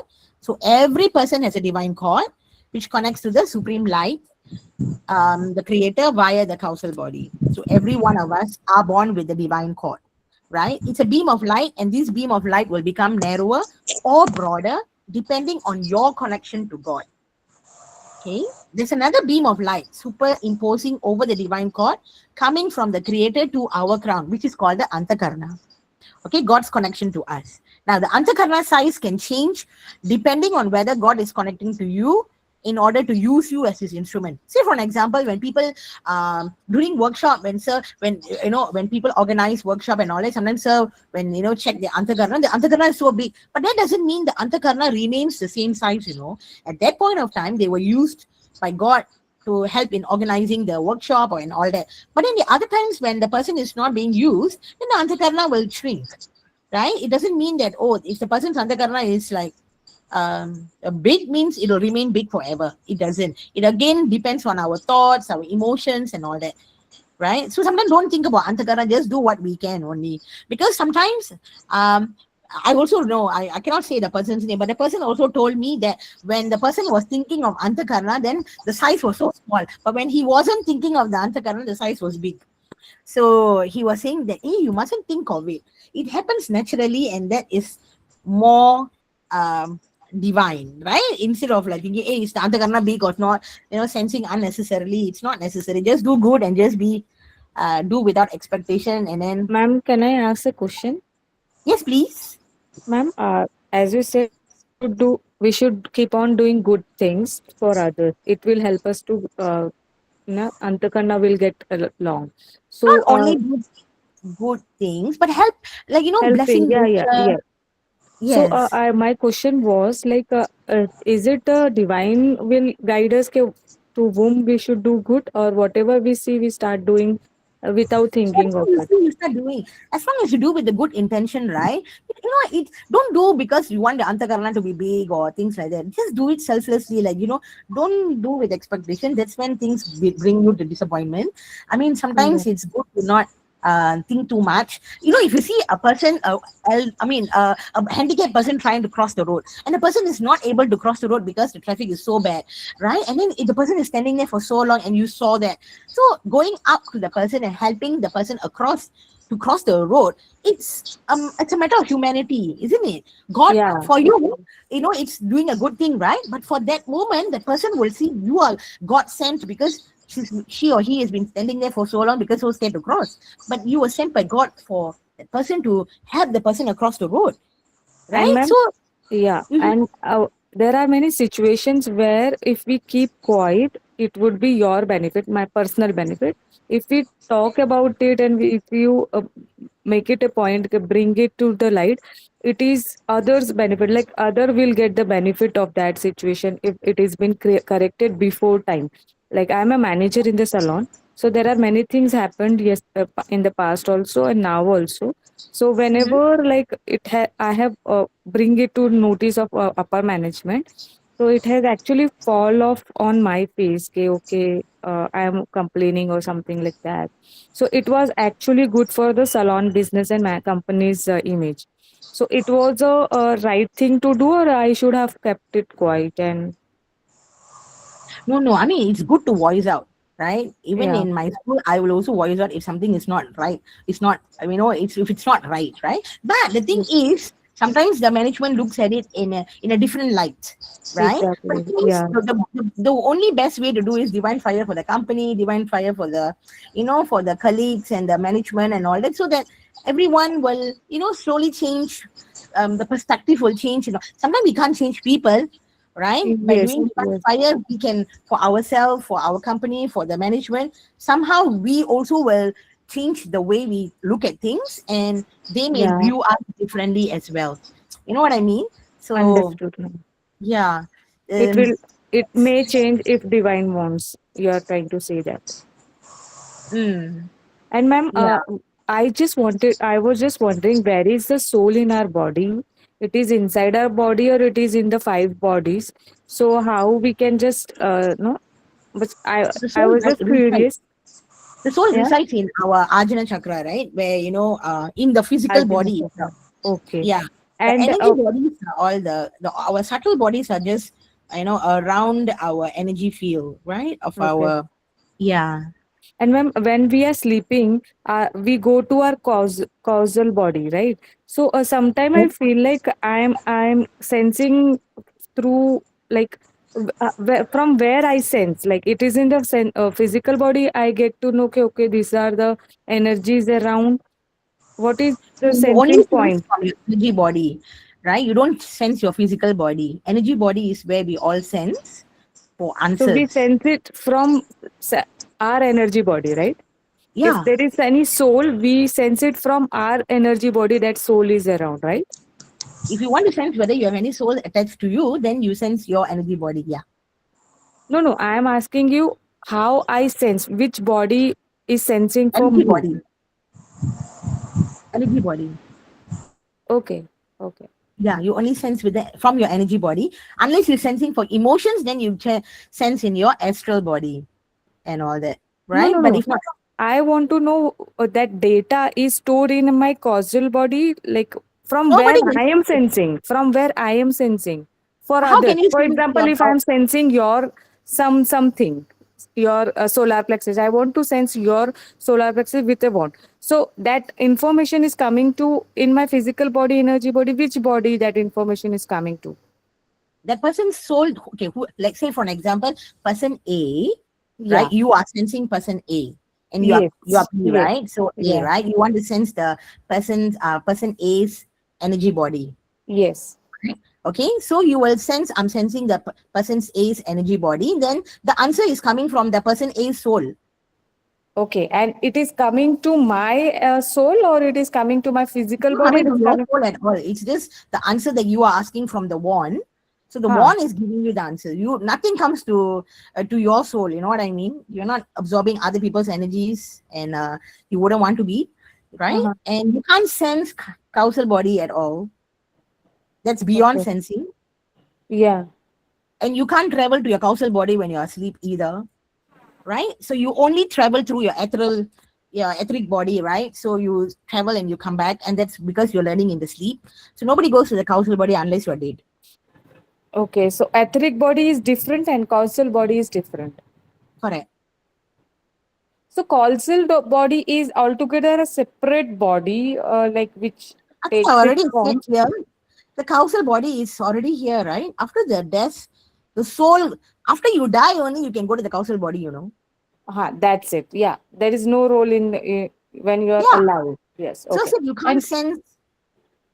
And ma'am, sometimes we behave in a pattern. Like for example, I am from since I am born, I am very angry person. So this is something which is a data bank in my causal body. Because of that, I am like a angry person in this lifetime, and I have to You should do work on more it. divine fire for yourself and your soul, right? Sorry. Do the more divine fire for yourself and for your soul, so that the Okay. anger goes away, right? I mean, you know, when you do more, I'm a being a divine fire, I'm the purity God desires. My soul is soul of divine fire. My soul is the purity God desires. The more when you do and you read your spiritual affirmations and all that, I am and I am light, then Yeah. the affirmations are molding you to be a better person. Okay. So that is actually balancing my causal body data and making me a good person. Forget about the causal body. You've got it all wrong. Don't talk about causal body at all. You only balancing your karma in this lifetime with your physical body. That's all. Don't talk about causal body. Causal body is only when you are dead. And then you're, when the soul is no more, then you go to the causal body. Okay, our exams, this is part of the exams, not a workshop. Okay. Okay. Fine, ma'am. Sorry. Yes. Later on, I can do that, because if not, everybody has been waiting for, then we can't finish our questions. We only have Right. 52 slides, 52, and I have 132 slides. Okay, now what does this statement means? Abundance of energy can flow through you if you are ready to receive it. A, God wants you to give with eyes open. You have the potential to experience great power and growth, but you must be mentally and emotionally and spiritually open to allow it in. Or be open, be selfish and self-controlled. Answer B. B. Some B. people say B is B. the answer. B. Answer is B. B. B. Answer is B. Okay. Right. Now, what are the 7 main chakras in PVH? A, solar plexus, heart chakra, navel, throat, sex chakra, ajna, and crown. Or B, solar plexus, spleen, palm chakra, root A is chakra, the sex answer. chakra. A is the answer. Okay. Okay, and then okay, very good. A is correct. Yeah, solar plexus, heart, navel, throat, sex chakra, ajna chakra, and crown. We look at the 7 major chakras, right? We'll be looking at chakras in a short while. Viha, can you ask question later, please? Sorry. All right, now full aura around the physical body. Okay, so this is our physical body. Sorry, because we have to finish by 9:30, because there are a lot of people here. So if one question it's all on causal body, then it's going to drag, and then we can't finish we have to finish this module 4 by today, because module 5 is going to be next week. We won't have time to complete before the exams.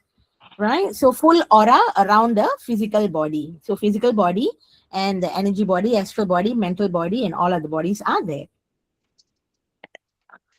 When do we sense the mental body? Okay, when you sense the mental body, when someone who's got like like those with the schizophrenia, those with the Yes, psychosomatic your aura, yes.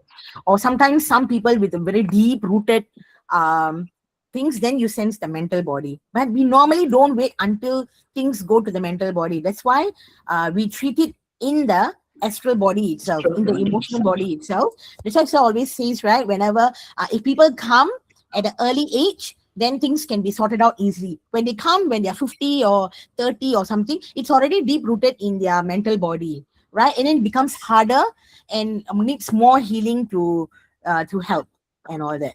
Yeah. So earlier age can be treated easily. When you come later, then it becomes harder in the mental body. Right? Does it help? Does it answer your question, Priya? Okay, thank you. Okay, now can you see your aura? Yes, you can. And the only way to see it is from the not only the Krillian photography, you can see through there. A person who is clairvoyant can actually see maybe limited a vision of it. Like sometimes they can see the bright aura. And of course, with the healing wand, you can sense the aura. So those of you who ask a lot of questions, right, must go for sensing class with your own admin teachers in your own workshop, because that will explain. Because it will be quite difficult to do during an exam module to go so thoroughly into that, because we are focusing on exams and not doing as a thorough workshop kind of sense. Yeah. Okay. So the human, a healthy aura. Okay. When it's a healthy aura, everything is intact. When a person is sick or unhealthy or full of emotions or diseased, you can see the break in the aura. Okay, so when there's break and gaps in the aura, then you can see that it is not the aura is need to do aura cleansing, need to do a lot of things to help the aura as well. So a healthy aura, everything is intact and all. Okay, healing wand. Okay, this is with the healing wand, right? This is healing before the before healing wand was used on the fingertip. Okay, then after the healing was done, look at the way it is. Okay, intact, right? But this one you see is distorted and broken and it's in gaps and all that. So that's the difference between before healing with the wand and after healing with the wand. It looks very neat and nice, right? So aura can also be done. Aura cleansing, Ida Pingala, and doing the needful will actually help. Okay, now we're going to look at chakras. So today's topic is quite heavy, yeah, and I know it's quite a number. That's why we have to ensure that we can cover them, right? So what are chakras? So chakra means wheels in Sanskrit, right? And they were discovered by the clairvoyants, Indian yogis, who were clairvoyants in the ancient time. So chakras are supposed to be rotating energy centers found in the energy body of the human beings. All right. So all of us have our chakras attached to our energy body, and you have front and back, the same chakras front and back. So they are power transformers that transmit prana into the physical body. Imagine your chakras like or imagine your body like a computer. Okay. So your body is a computer. Okay. For an example, you have a hardware and the software. So hardware is actually where your physical parts that make up the computer, example, your mouse and the keyboard and stuff like that. And software is the program that runs on the computer in order for you to use it. Okay. But in order for both to work, right? In order for both to work, you need electricity, and electricity make them work. Because even if you have a keyboard and the software and there's no electricity to power it up, then nothing is going to work, isn't it? So the same thing. Chakras are like your electricity, right? Chakras are located in our subtle bodies. Okay, and they are this electricity that allows our body and mind to work together. So the chakras are life force or prana. And these are very important because the chakras have to be moving, right? This energy of life force that makes the connection possible. So our thoughts control the flow of energy within us, like what we said earlier. Our thoughts come first, then the thoughts become words, then the words become actions, and actions becomes habit, and habit become destiny, right? So if we can control like our thoughts and emotions, it is possible to live a healthy life. But when our thoughts are positive and empowering, our chakras will be balanced. But it also of course will lead to a good flow of energy, right? But if our thoughts are negative, full of fear, worries and doubts, anger and all that, then one will experiencing slowing down, depression, anxiety, unwillingness to work. And these are signs of blocked or imbalanced chakras, right? So chakras, remember chakra itself means a Sanskrit word for wheel or cycle. So they're supposed to be circle, right? Because a wheel can only go in circles. And these wheels are supposed to be going clockwise, all right? And they are located from along the spine, okay, from the base to the crown of the head, right? So they are actually first found by the Indian yogis. We will see the pictures of them. Okay, so this is how the chakras are aligned. Okay, your root chakra, your sex chakra, solar plexus, heart chakra, throat chakra, your third eye, which is your Ajna chakra, and your crown chakra. And if you look at the side, front and the back, they are the same here. Okay, if you look at your Ajna chakra, front Ajna chakra, back Ajna chakra, front throat chakra, back throat chakra, front heart chakra, back heart chakra, front solar plexus, back solar plexus, and then front sex chakra here, and then back sex chakra as well, which is base chakra will be. Okay, and then here at the bottom facing the ground will be root chakra. Okay, and from the crown there will be your crown chakra. So crown and root only as one way. There's no two back and forth, right? The only crown comes from the cosmic energy, which is through the crown chakra, and then the grounding energy, which is the root chakra, which is facing downwards Mother Earth, towards Mother Earth. All right, so repetition of this. Okay, you know they are circle, they are rotating, right? And they receive and emit prana throughout their lifetime. So they're always rotating in clockwise direction. Very important to know they are rotating in clockwise direction. Okay. So what are chakras? Again, so spinning centers absorb prana and nourish the body. Very important, they nourish the body.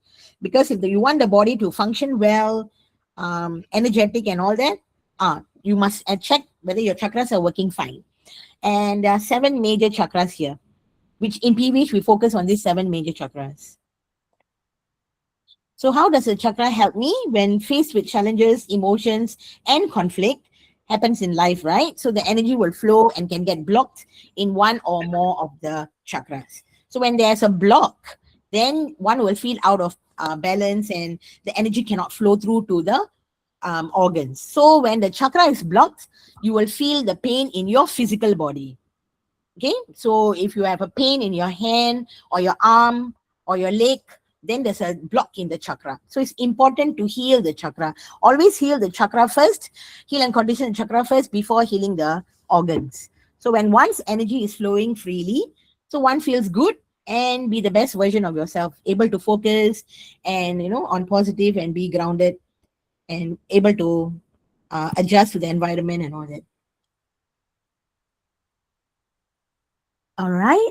Now, the chakras are also subtle energy system. So you cannot see or touch, but energy flows, right? You cannot see or touch them, but the energy flows. So these energy centers can get blocked daily by challenges and emotions. If one gets angry all the time, the chakras can get oversized. Or when someone is always sad, then it becomes depleted of energy and all that. So you can also sense with the wand, right? Don't ask about sensing now because we can't do that unless you do a face-to-face class, right? So, but these are the things that it is needed for the exams.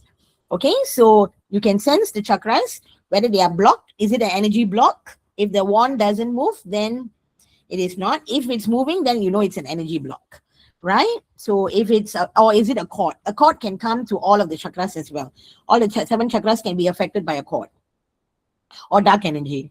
Okay, so in PVH, we have a miraculous wand, of course, which can heal and condition the size of the chakra. So you see, a tool is given to us, right? And the tool is now, the wand is given with immense energy, all right? And we have now triple wand. Some of you are using pearl wand, some of you are using gold wand, and different, the number of wands. So when you have more wands, when you're using the triple wand, for an example, you can heal 6 organs or 6 chakras. So every time spend some time, whether in the before going to work or after coming back from work, spend on your time to heal and condition your chakras.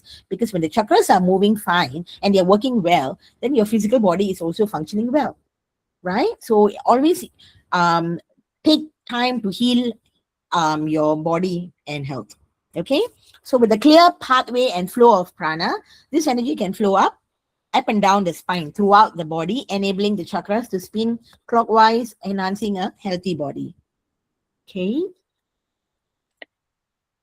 and you can also check with the pendulum, right? So there's one video we'll send later on.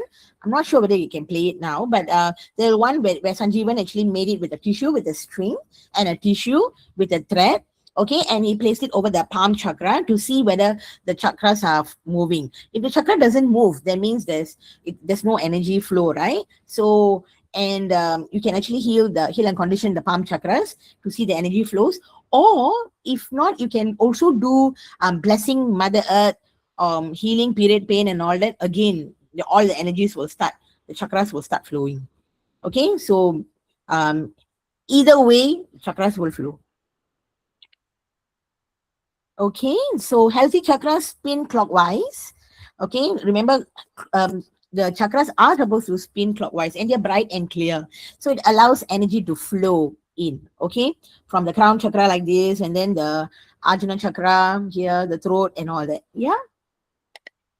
Okay, blocked chakras, this will happen caused by negative emotions, stress, unwanted thoughts and all that. So that can actually block the chakras and all that. So which leads to pain, discomfort, emotional imbalance and all that. Yeah. And then when the chakra is balanced, everything is fine. You feel happy, you feel energetic, you feel, you just go with the flow kind of thing, that sort of, yeah. But sometimes, it's a choice that you can make, right? You can choose to be unhappy or you can choose to be happy, right? So if you made a choice of, being happy, sometimes that also alters the changes in your body and your organs and your cells and your chakras too. Okay, so healing wand, right, removes energy blocks. It also cleanses dirty energies that are stuck to the aura, allows the body to activate its natural healing powers as well. So remember, the healing wand, the energy comes from the cosmic geometry, from Borobudur itself, right? And the energy is emitting from there and all. Okay, I think this is I don't think we have time to play this video, so never mind.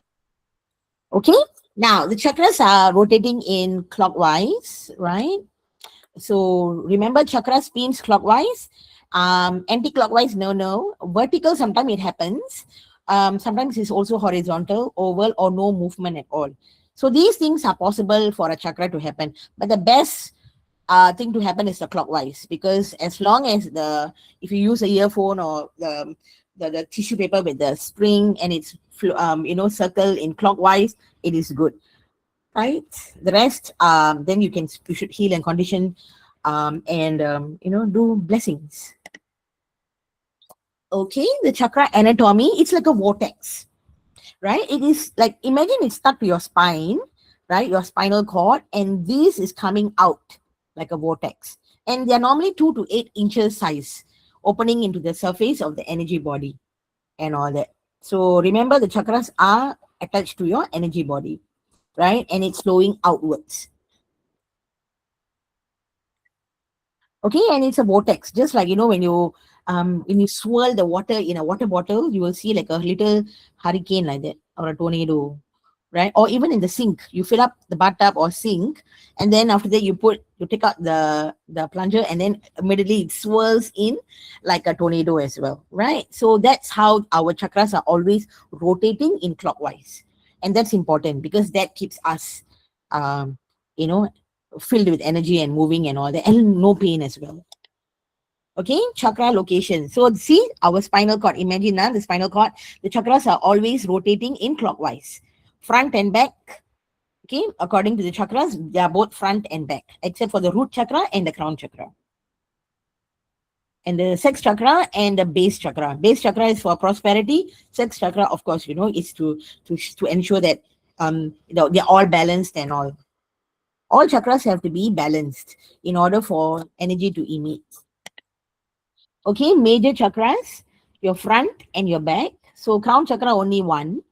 Okay, it can be big or small depending on the person again.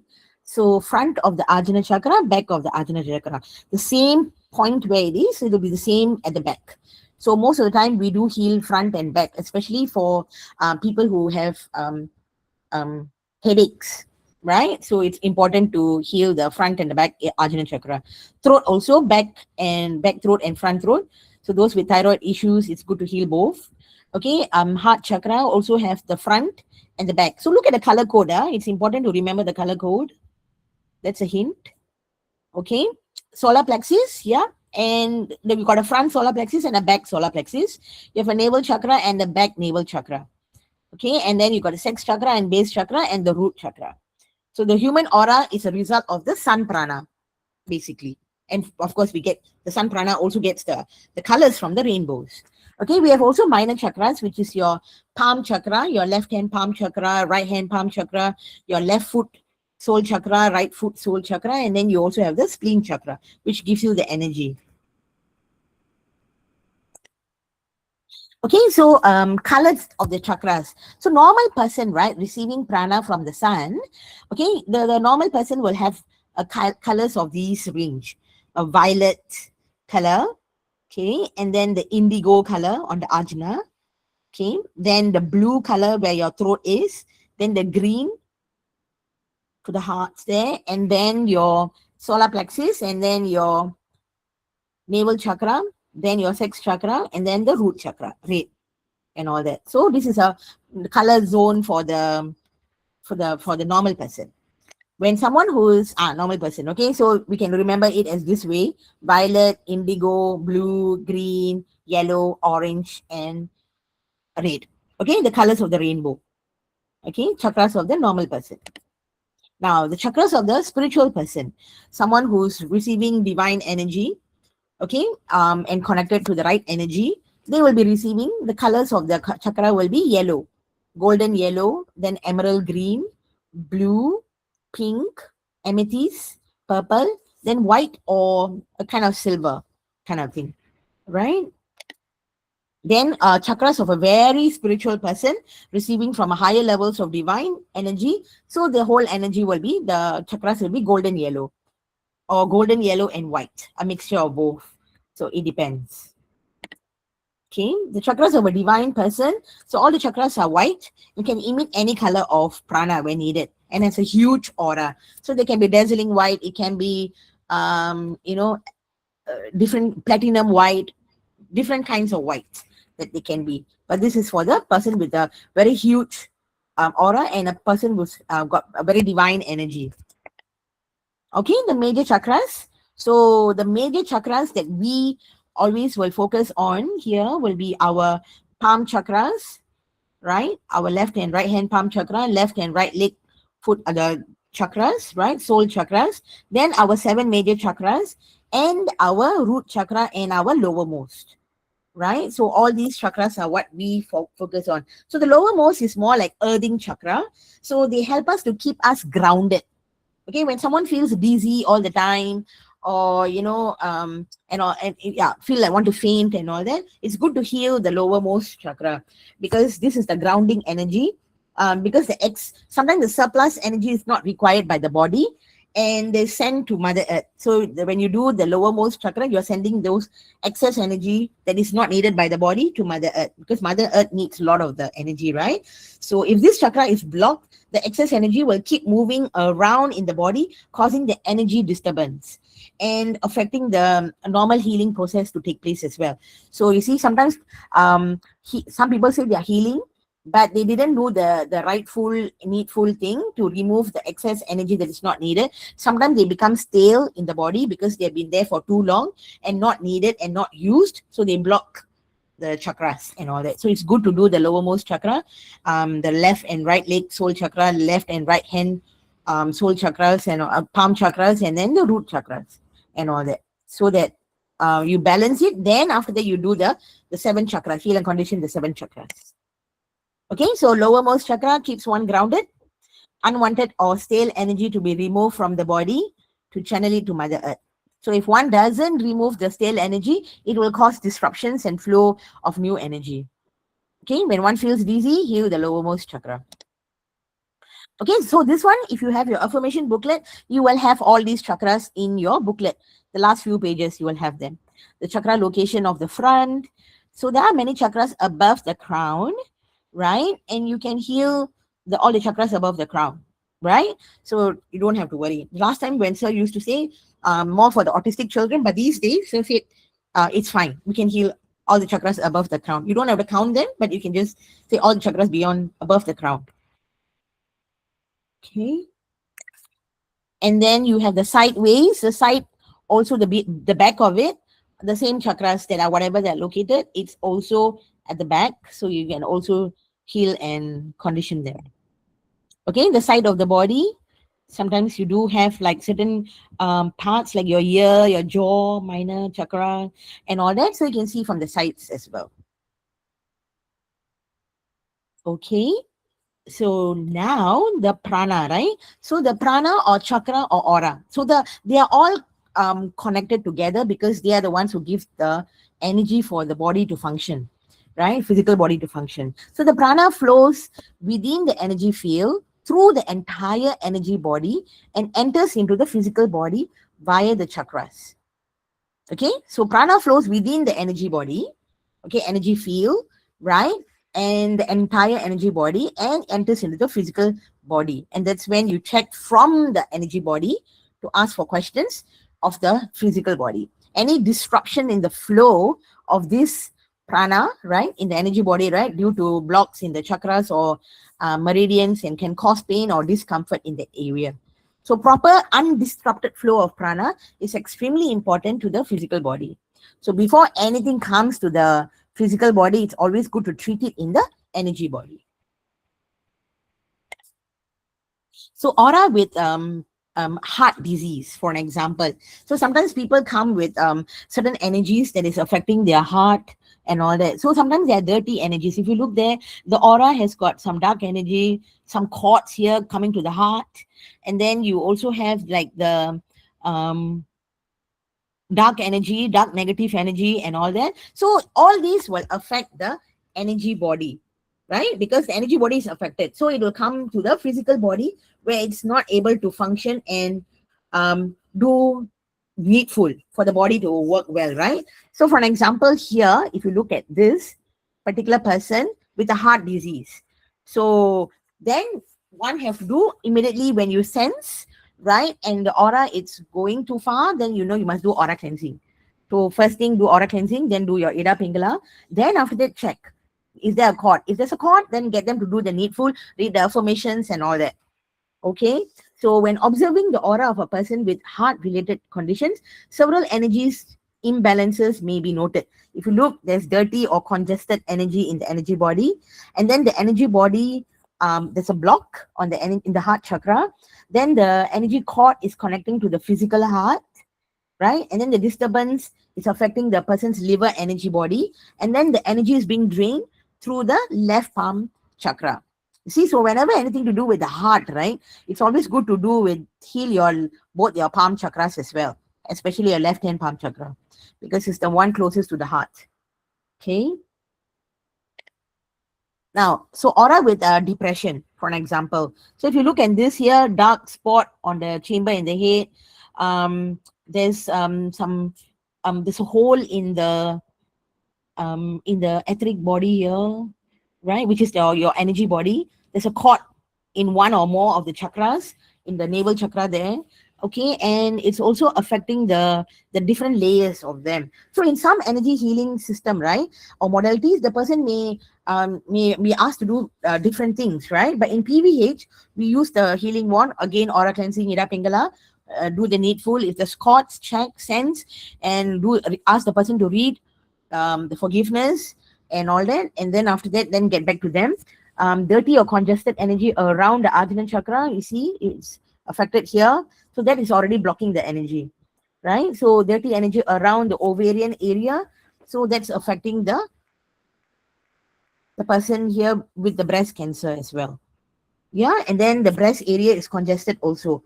So again, energy it's affected and all. So when there's an abnormal cell growth is occurring, then things will also become difficult for the body to heal. So these are things that we need to look out for and all that. So chakras are very important, that they have to be healed and conditioned and the right size and all in order for the physical organ to work. Okay, so anything blocked or imbalanced navel chakra, so like for an example, the physical signs when the solar plexus navel chakra is out of alignment when you're sensing, so may have digestive issues that can arise, right? So maybe because of that, unable to digest food properly, right? They have eaten but they feel bloated, they don't feel the food has digested, they're feeling a bit unwell and all that, constipation, irritable bowel syndrome, eating disorder also possible, ulcer, sometimes diabetes, issues with the pancreas, liver disease, and disease of the colon and all that. So all these can be caused because of one block in the navel chakra. Okay, so in order to heal and condition the front and the back navel chakra, then go and heal the physical stomach, the esophagus, the solar plexus and all that, then you think things will start working and the person will start healing. Okay, warning against artificial activation. So sometimes people think that, hey, maybe I'll pay money and I'll go and do something to help myself become better. All right. And then you go to some other energies and then they வந்துட்டே இருக்கு.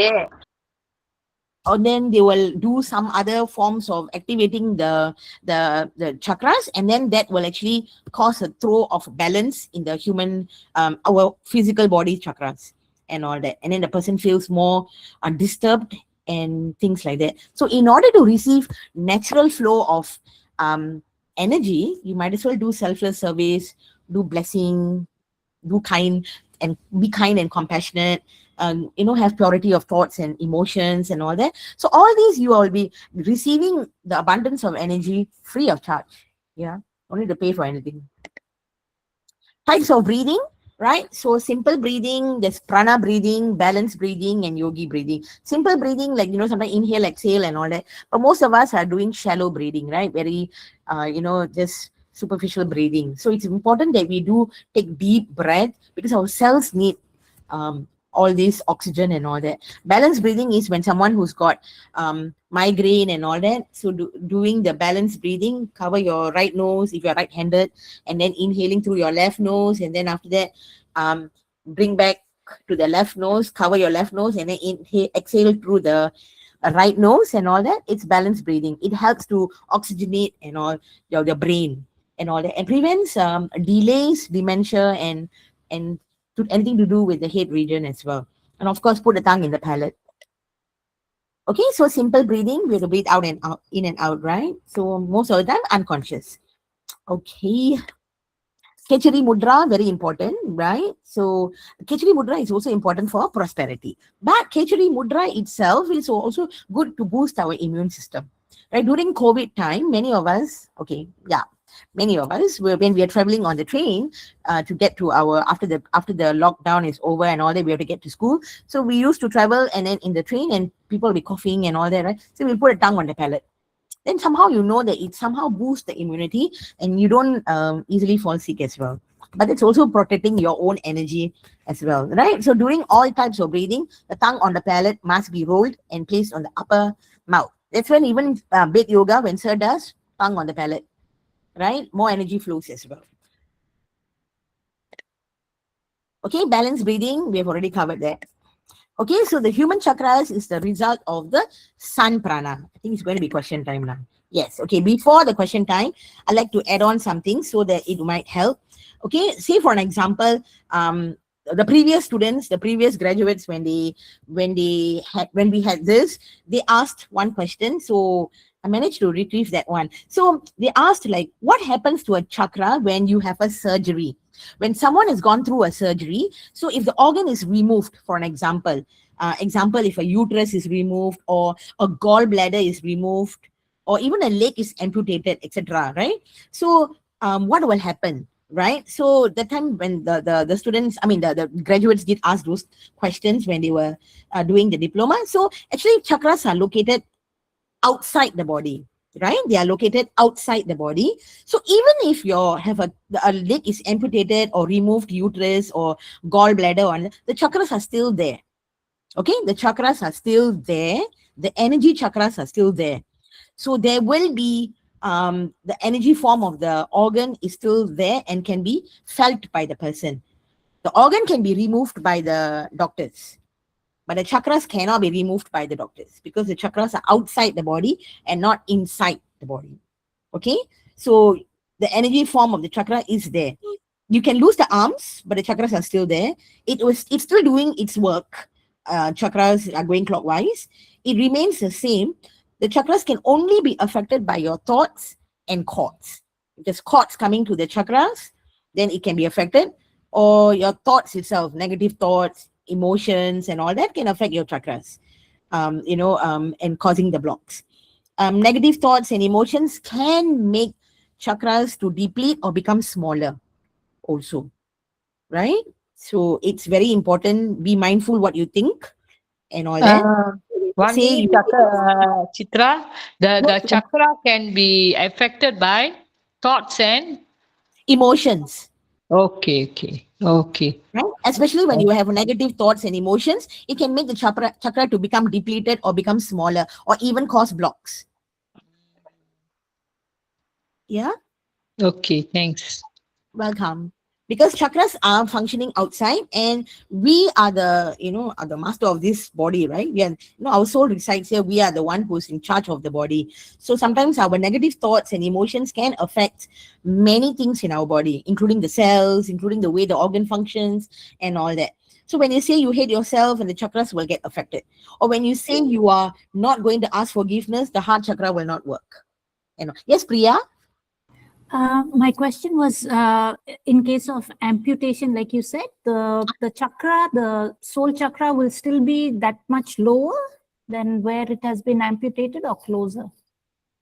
No, actually the chakras will exactly be in their own position where they are, right? Like 2 to 8 inches around there, that area. But it's just that the leg is amputated, but the soul chakras energy will still be there. So chakras are different from the organs, but the energy of the chakras will always be there. It will not be removed, even if someone has got a hysterectomy or anything. The uterus may not be there, but the energy of the uterus is there. So sometimes there are people who say they have this feeling that that they feel their uterus is there. They've informed and all that. So sir has actually confirmed, yeah, the energy of the uterus can be felt by the person who had it before, and then it's no longer there and all. Yeah. So when you don't like yourself, or or you hate yourself and all that, the chakras get affected. Or when you say you are not going to ask for forgiveness, the heart chakra will not work. So that's why there's another video. If we have time, we will watch that. I doubt it. But we will send it in the group. Okay, so that one, when the Kralian camera, when the person asked for forgiveness, the chakras were changing colors accordingly and all, right? So it's like, when you ask forgiveness, how the heart chakra starts working so well and all that. So no chakras get damaged. Take the healing wand and start healing the chakras, and they will start functioning well. But as you get older and older, the chakras may not be as strong as it's supposed to be. That's why you need to be connected to the divine energy and the right connections, so that you connect to the right energy and all that. So the chakras are flowing and moving clockwise. So do bed yoga, eat proper, nutritious food. Self-healing of chakras will make it strong, so that the blood flow and the chakras are ready to receive the energy as well, right? From the energy. Also sun prana and Mother Earth blessing. Correct. Yes. So sun prana and Mother Earth are these, even tree prana, any of the blessings. When you do the prana energy, you can receive the energy, and then also it will help your chakras and your physical body and energy body. Okay, so prana will flow, and the proper deep breath, inhaling, exhaling, receiving sun prana, Mother Earth prana, proper diet will help the chakras to be strong. And even if you get older and older, the chakras will still be strong and fine, because you are working on it, man, right? So that's important, right? Then also, it's also important to know that what happens to a chakra at death. Okay, so what happens to a chakra when a person dies?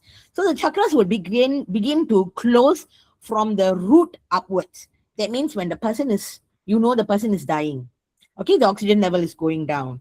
It doesn't mean immediately the person everything goes shut down immediately, So the chakras will slowly start closing.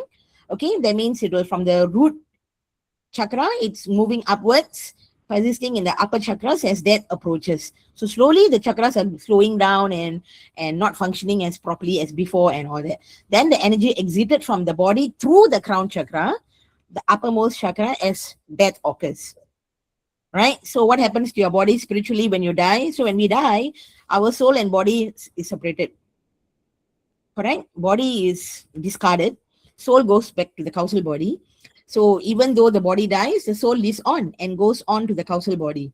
So this energy will unite with the soul and go to the causal body. So causal body is beyond sensing. You can't be sensing what you did in the past lifetime, but someone a good healer can tell you what you have done and how you can rectify the problem and all that. Okay. Now, question time. Okay. Okay. Now, prana enters into our body through our chakra. Through our chakra. Chakra. The answer. Yes, B is correct. Oops, I was almost going to press the wrong button. Okay, now, which chakra, right, is the primary entry point of the sun? Energy into the human body. C. Solar plexus. Crown chakra. Spleen chakra. C. Yeah, spleen chakra, correct. Spleen chakra, yeah. Okay, so which chakra is the primary entry point of sun prana? Spleen chakra, because it divides and then the energy spreads, right? Correct. Spleen chakra. Okay, now according to the explanation part, so the sun energy provides energy and life to all beings, the Mother Earth, through the grounding and nourishment, and the cosmic energy, the universal energy from the cosmic life force and all that. So the sea and wild, the life supporting are rich in biodiversity, but not traditionally listed in the source of prana. Okay. Now, healing of the spleen, yes. So spleen is the entry point, left-hand side, entry point, which gives you the energy and strength. When someone who's hospitalized or someone who's unwell or, needs a lot of energy and all that, heal the spleen chakra. Okay. But the thing is, spleen chakra is good to only heal in the morning or in the afternoon, early afternoon, right? Anything later, then you can't sleep because it's supposed to give you energy and nighttime is for you to sleep, right? If not, you'll feel restless and all that.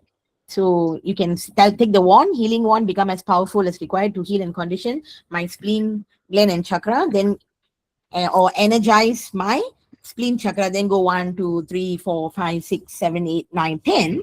So this is the only chakra that you give, you circle 10 times, you stop 10 times, and it can be done 3 sets of 3. Okay, and you can do as and when needed when you need energy instead of drinking coffee. Okay. Now, the human chakra. Okay, the human chakra colors are from Mother Earth, Sun Prana, Healing Wand, B. Prana. B. Sun prana.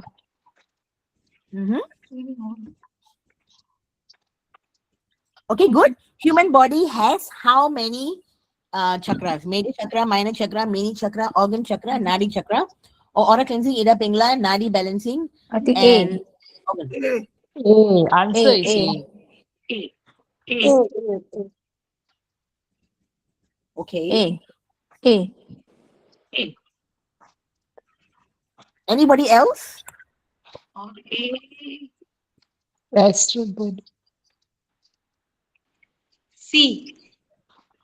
Yes. A. The answer is A. Okay, someone said C. Yes. Who's the one who said C?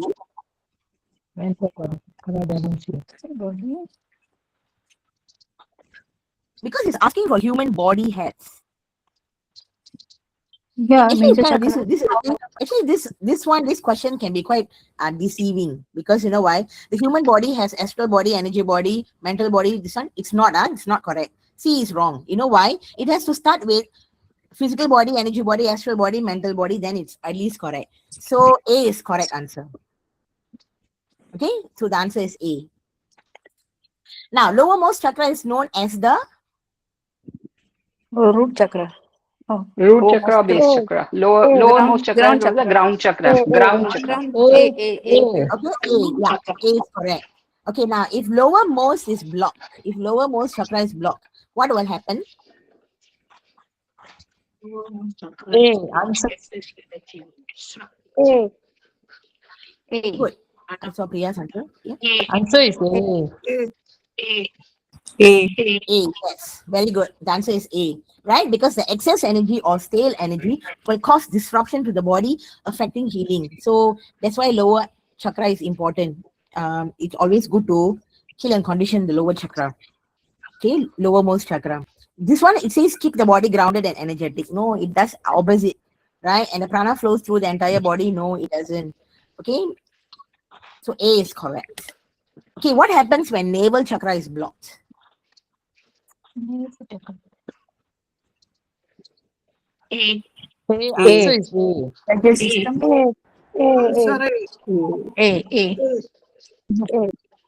Okay, very good. It's A. Good job. Okay, A. When the soul chakras are blocked, what will happen? Soul chakras. So they say one will have leg pain, corns, leg issues, energy cannot flow, causing the root chakra. Answer is B. C. All of the above are true. All of above, yeah. Yeah, A, C. Okay, good. C. C is correct, yeah. You know why? Because when the soul chakras are blocked, yeah, one will have leg pain. Sometimes they even have corn and leg issues. Yeah, it's correct. But the energy cannot flow, causing the root chakra to be blocked. Because soul chakra is blocked, so eventually the root chakra also get blocked. So all of the above are true. So C is correct. Okay. Now, which chakra should be healed first to elevate arm pain, for an example? Palm chakra. Palm chakra. Palm chakra. Okay, very good. Most of you are saying C. Yeah, it is true. So you will heal your palm chakras. Anytime got any hand pain, palm chakras. Okay, heal the. Sometimes, unless degree program, then they ask you more things, but now no need. Get complicated, huh? Okay, the heart chakras represents what? A, love, kindness, compassion. A. Heart chakra represents A, right? The love, compassion, and kindness. The heart chakra represents. When one is got negative emotions and thoughts, it blocks the heart chakra. Anger and emotions and sadness also blocks the heart. Yes, Yes, yes. Okay, a blocked Ajna chakra will cause what?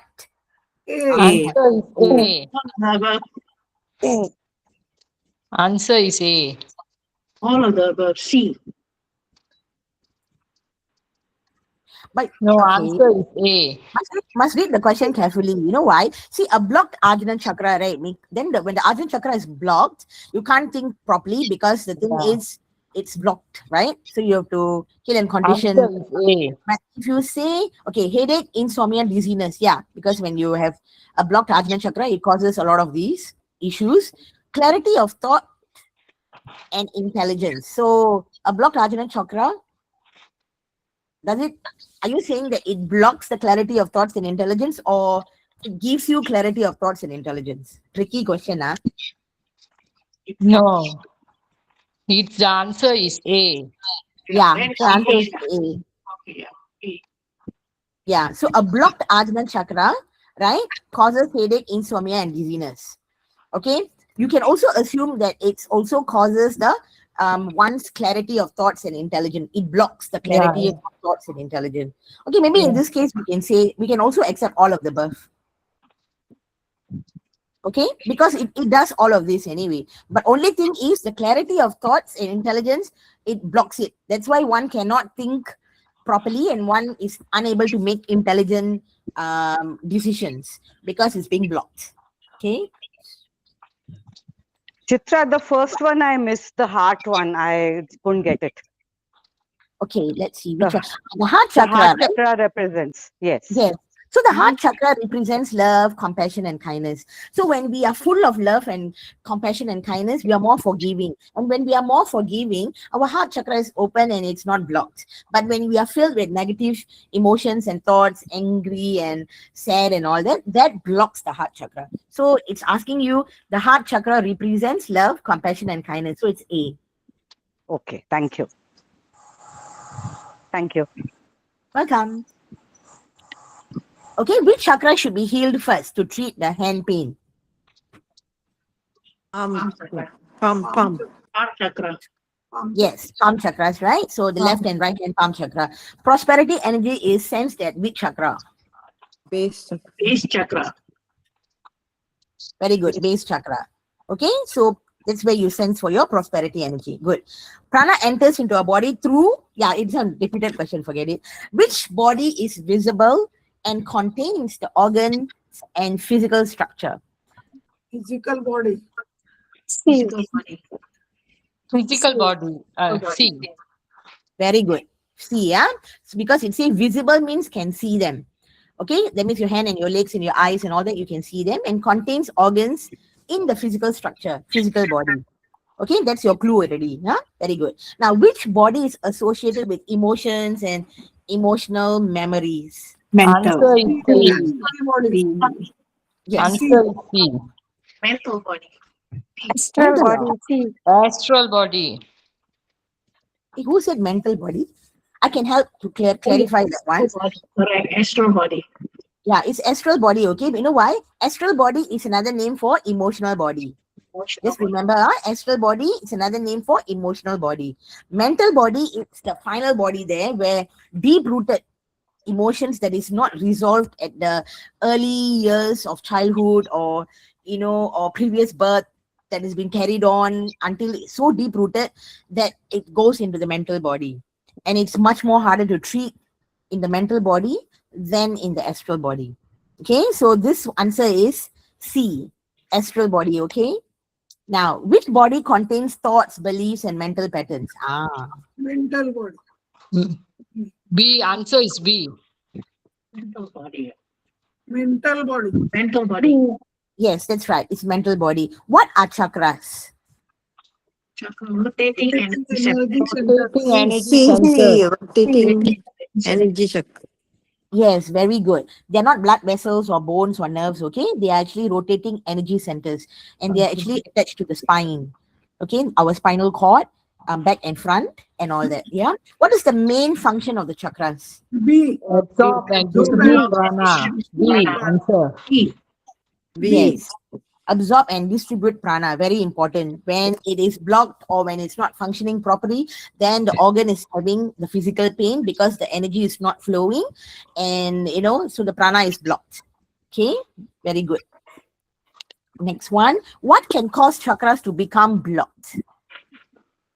Stress and C. negative. C. I don't know what I was when I wrote this question. C. Yeah. Okay, C is correct. Yeah. So what can cause chakras to become blocked? Stress and negative emotions, right? That will cause them to be blocked. What may happen when the flow of prana is disrupted?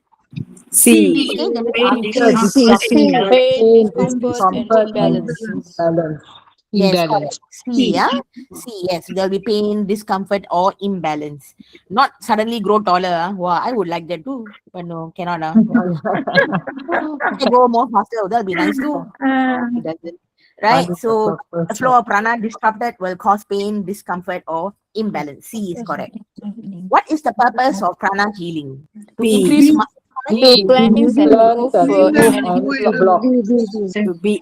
Cleanse and remove energy blocks. Very good. Yes, B. You are right. B. Okay, B is correct. Yes, B is correct.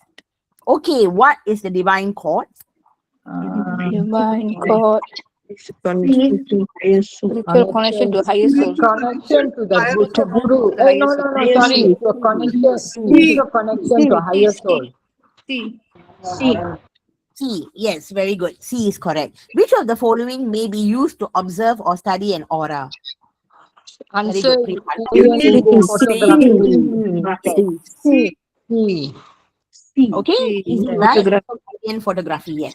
Which body is visible body that contains organs and body systems? C. Physical body.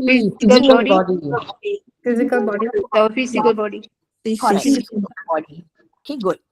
Now, which body stores emotions or is it repeated?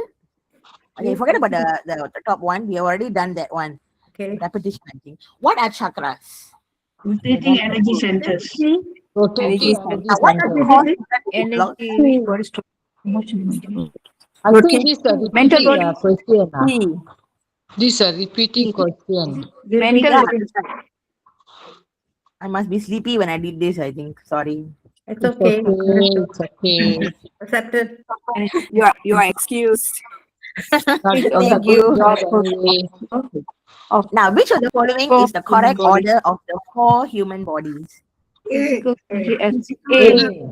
Physical, energy, aura, mental. Which of the following is A. No. One thing is A or magnetic field? otherwise? Answer is A. Okay, good. Yes. So it's physical body, energy body, astral body, mental body. Okay, the 4 human bodies, the subtle bodies. Which of the following has a magnetic field? The Earth. Yes. So our Mother Earth has the magnetic field. What is the simple example of an invisible energy field? A tree. Invisible energy field.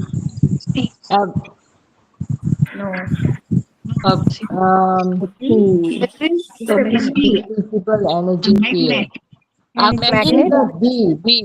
Magnet. Yeah, a magnet has got a magnetic field, right? Yeah. Magnetic field. Answer is a magnet. B. B, magnet. Yes. Okay. Everybody thinks it's B.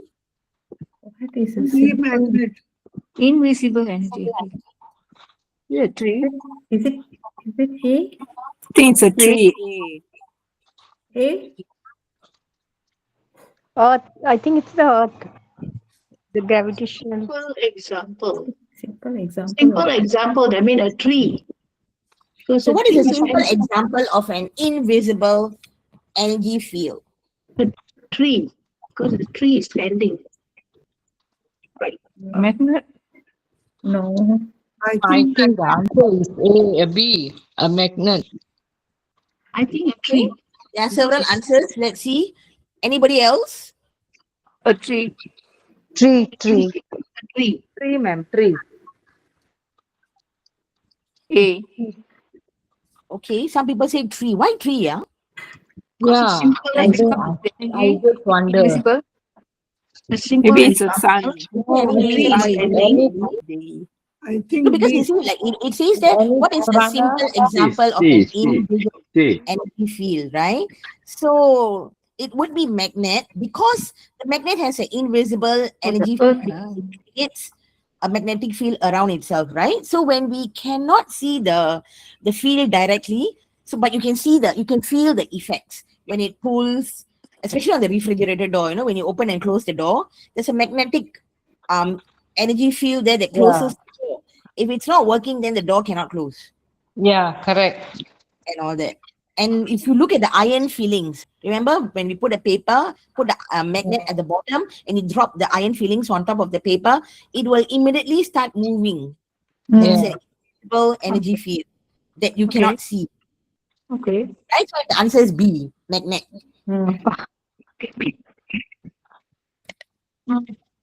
Okay. Why can't we usually see energy fields? You see and Small? They are invisible to our eyes. They exist at night. Answer is B. Yeah, invisible to our eyes. Correct. They are invisible to our eyes. We can't see them, right? Which of the following is believed to have its own magnetic field? All the above. all above. Yeah, take level are you all? Very good. Yeah, very good. Yes, it's D is correct. All of the above. Phew. You all can go PhD already, no problem. Very good. Yes, yes. All of them have got their own magnetic field. Yeah. Okay. What does the Cranian photography attempt to capture? Energy patterns around objects. Yes. So it's energy patterns around the objects, not the internal body. Okay. That one you have to go for X-ray only, right? So no, or MRI scan or something like that. Okay. So Cranian photography. So it's C. Correct. Now let's look at this. Proper and uninterrupted flow of prana is important of prana is important for All the above. All the above. All the above. All the above. improving energy balance. proper and uninterrupted flow of prana is important for. Okay, yeah, all of the above is correct. Okay, chakras are located on the front of the energy body only, the back of the energy body only. Correct. Okay, you can also do in the chat. Okay, because too many people talking, I cannot hear. Chakras are located in both front Okay, and so the back. answer is C. C is correct. Call is associated with a spiritual person chakra. Which call is All the above. So this color is commonly associated with All the above. spiritual person. All the Remember, above. when someone is highly spiritual, All of the above. All the above. Spiritual is white, golden yellow. yes, C, right? White and silver. White and silver. White and silver. Okay. white and silver. Ama. Okay. White and silver. A divine person is said to have A very large aura. Very large aura. A large aura. B. okay, a divine person to have A very large aura. Correct. B, yeah. Which of the following is considered a major chakra? All around. All the Heart above. chakra, throat chakra, D. crown chakra, all of the above. D. Major D. crown chakra. All the above. All of them. Yes. All of the above, not just crown chakra. Your other major chakras are also your heart chakra, throat chakra, and all that. So all of them, when you heal and condition, then only you can heal your physical heart, your physical throat, and all that. Yeah. So it's important to. They are all considered the 7 major chakras. Okay, the palm chakras are, Then the Pardon? question shouldn't be which of the following is considered a major chakra, right? yeah. So I must remove the. Thank you. Okay. Okay, so yeah, because if we just say crown chakra, then that's not only the major chakra because we also need all the others. Yeah. So we will remove. The palm chakra. The palm chakras are located at In the B in the hands. yes, B. it's B. Correct, B. Okay, in the hands. Now the soul chakras are located at feet. yes, very good in the feet. Yeah? Okay. Okay, in the lowermost chakra is known as the Ground chakra. B. Ground chakra. Crown chakra. yes, the ground chakra, right? The grounding energy. So it's ground chakra. A person with heart disease may have an energy block in the Heart chakra. Heart chakra. C. yes, correct. Heart chakra. Okay, so a block in the heart chakra can cause a heart disease. Okay, now energy drainage associated with the heart disease may occur through the C. Left palm chakra. Palm chakra. Left palm chakra.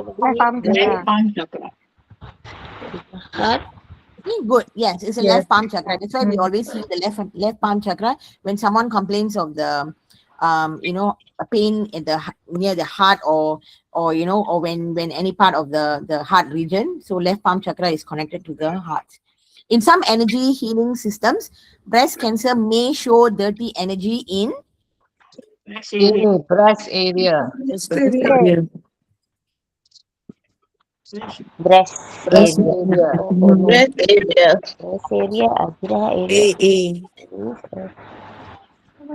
Anybody else? Breast area. Okay, Priya is correct. Oh.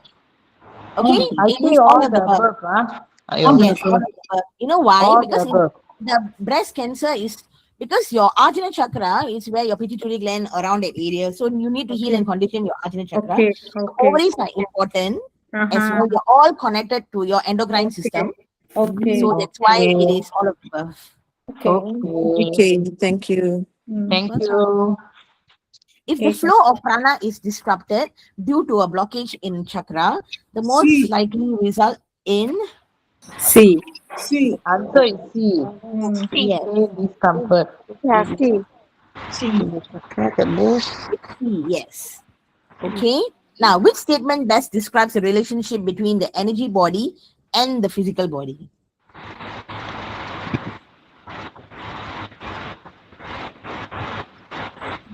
Answer is B. Answer A is says B.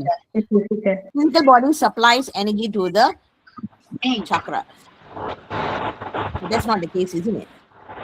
So A is wrong. Answer is B. Okay, so prana enters through the chakras and supports the whole body. Yes. So B is correct. Okay, which of the following is not listed as a major chakra related energy center? Answer is D. Ground chakra. C. D. Look at the question carefully, okay? Which of the following is D. not listed as a Answer is major D. chakra? Answer is D. Yeah. Somebody said C. Oh, it's D. Yeah, D. Correct. Yeah, so it's D, yeah, liver chakra, no. Yeah? So the other three are A, B, C are the major ones. So D, no. So the answer is D because it's not listed. According to the teachings, chakras above the crown chakra, okay, do not exist only in divine beings, connect the individual to a higher spiritual energies, are part of the physical body. I think C. C. Answer is C. Everyone think is C? Yes. C is correct. Answer is C. Okay, it connects the individual to the higher spiritual energies. Correct. Okay, now what does the word chakra mean in Sanskrit? Answer is Wheel. Yes. Who are believed to have discovered the chakras in ancient times? B. Indian yogis. Transmit prana into the Correct. body. So it's B, Indian yogis. Through which pathways do chakras transmit prana into the body? Answer is B. D. Nadis and meridians. Correct. Good. Nadis and meridians. D. Yes, D is correct. Thank you. Now, in a healthy person, chakra should generally move in which direction?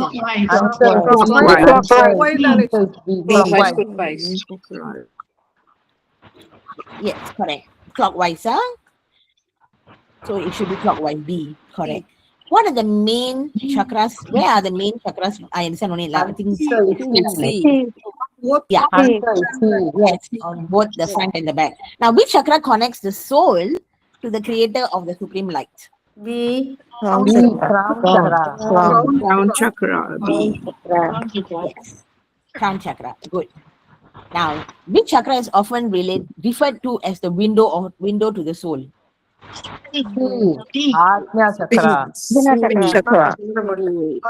chakra. Correct. Ajna chakra is correct. C, yes. C is correct. Now, what energy do the chakras transmit into the physical body? Prana. Prana. What energy do the chakras transmit to the physical body? What energy? Prana energy. Yeah. Prana energy. B. I think B. B. C. B. Answer is prana.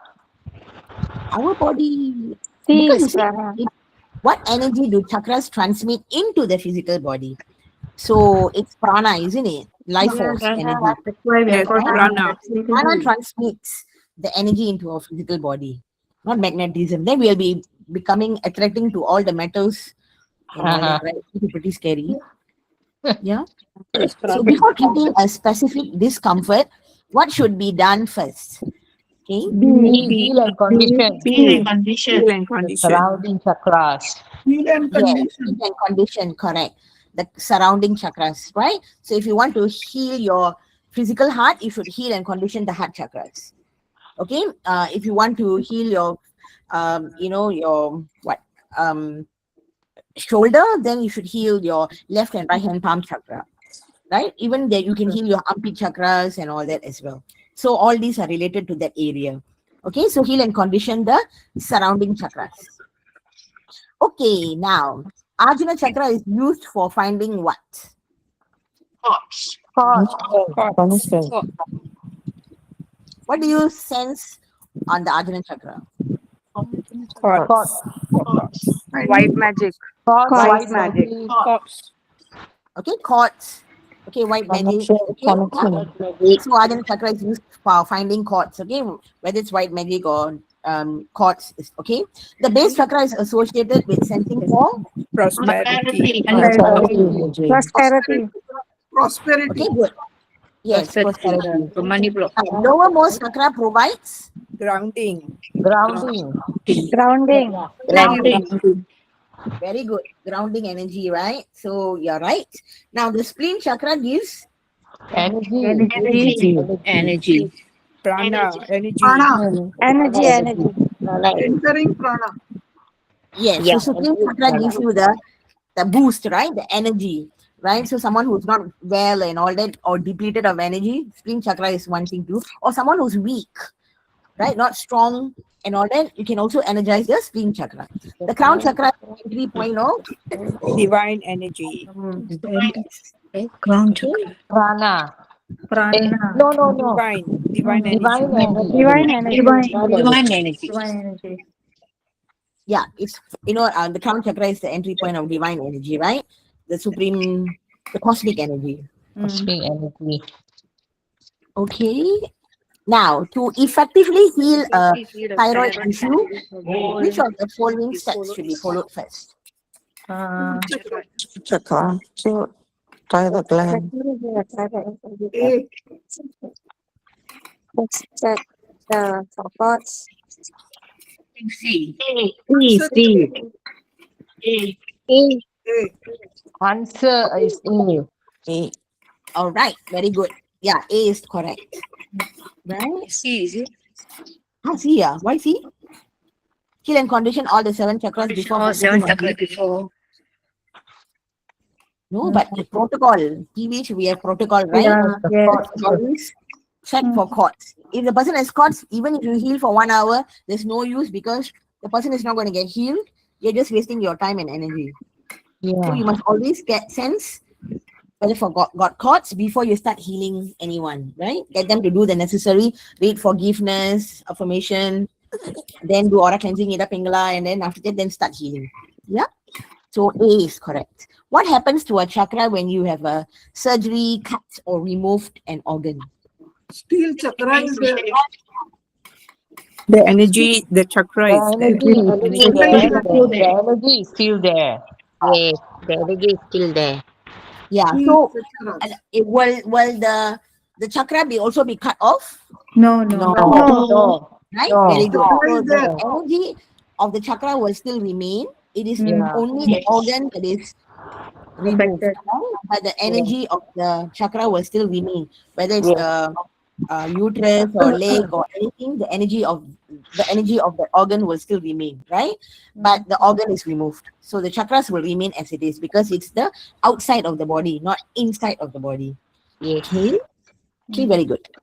Okay, so that's the end of the module 4. So all things have an energy field. So humans have 4 bodies and multiple layers of aura, and chakras control the flow of prana. So for an example, blocks in chakra can cause physical or emotional imbalance. The aura colors also reflect on the spiritual development of the person, whether normal person or highly spiritual or very highly spiritual and all that. The colors changes. So true spiritual growth cannot be forced by paying money to do artificial, energy, kind of, inserting it into the body and all that. You can't do that. It has to be natural and flow through. Okay, so this is the self-affirmation. We can forget it today. Okay, and then, read more that you can. The more you read, the more places you will go, and the more you will learn, and the more you will go.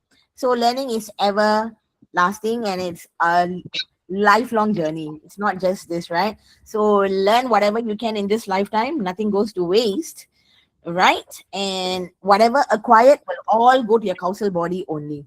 Learn in the sleep to learn anything to enhance your work, or even for the diploma exams, right? Or even want to cook some nice, delicious food, go and learn in the sleep. It works brilliantly, right? And that's the end of module 4.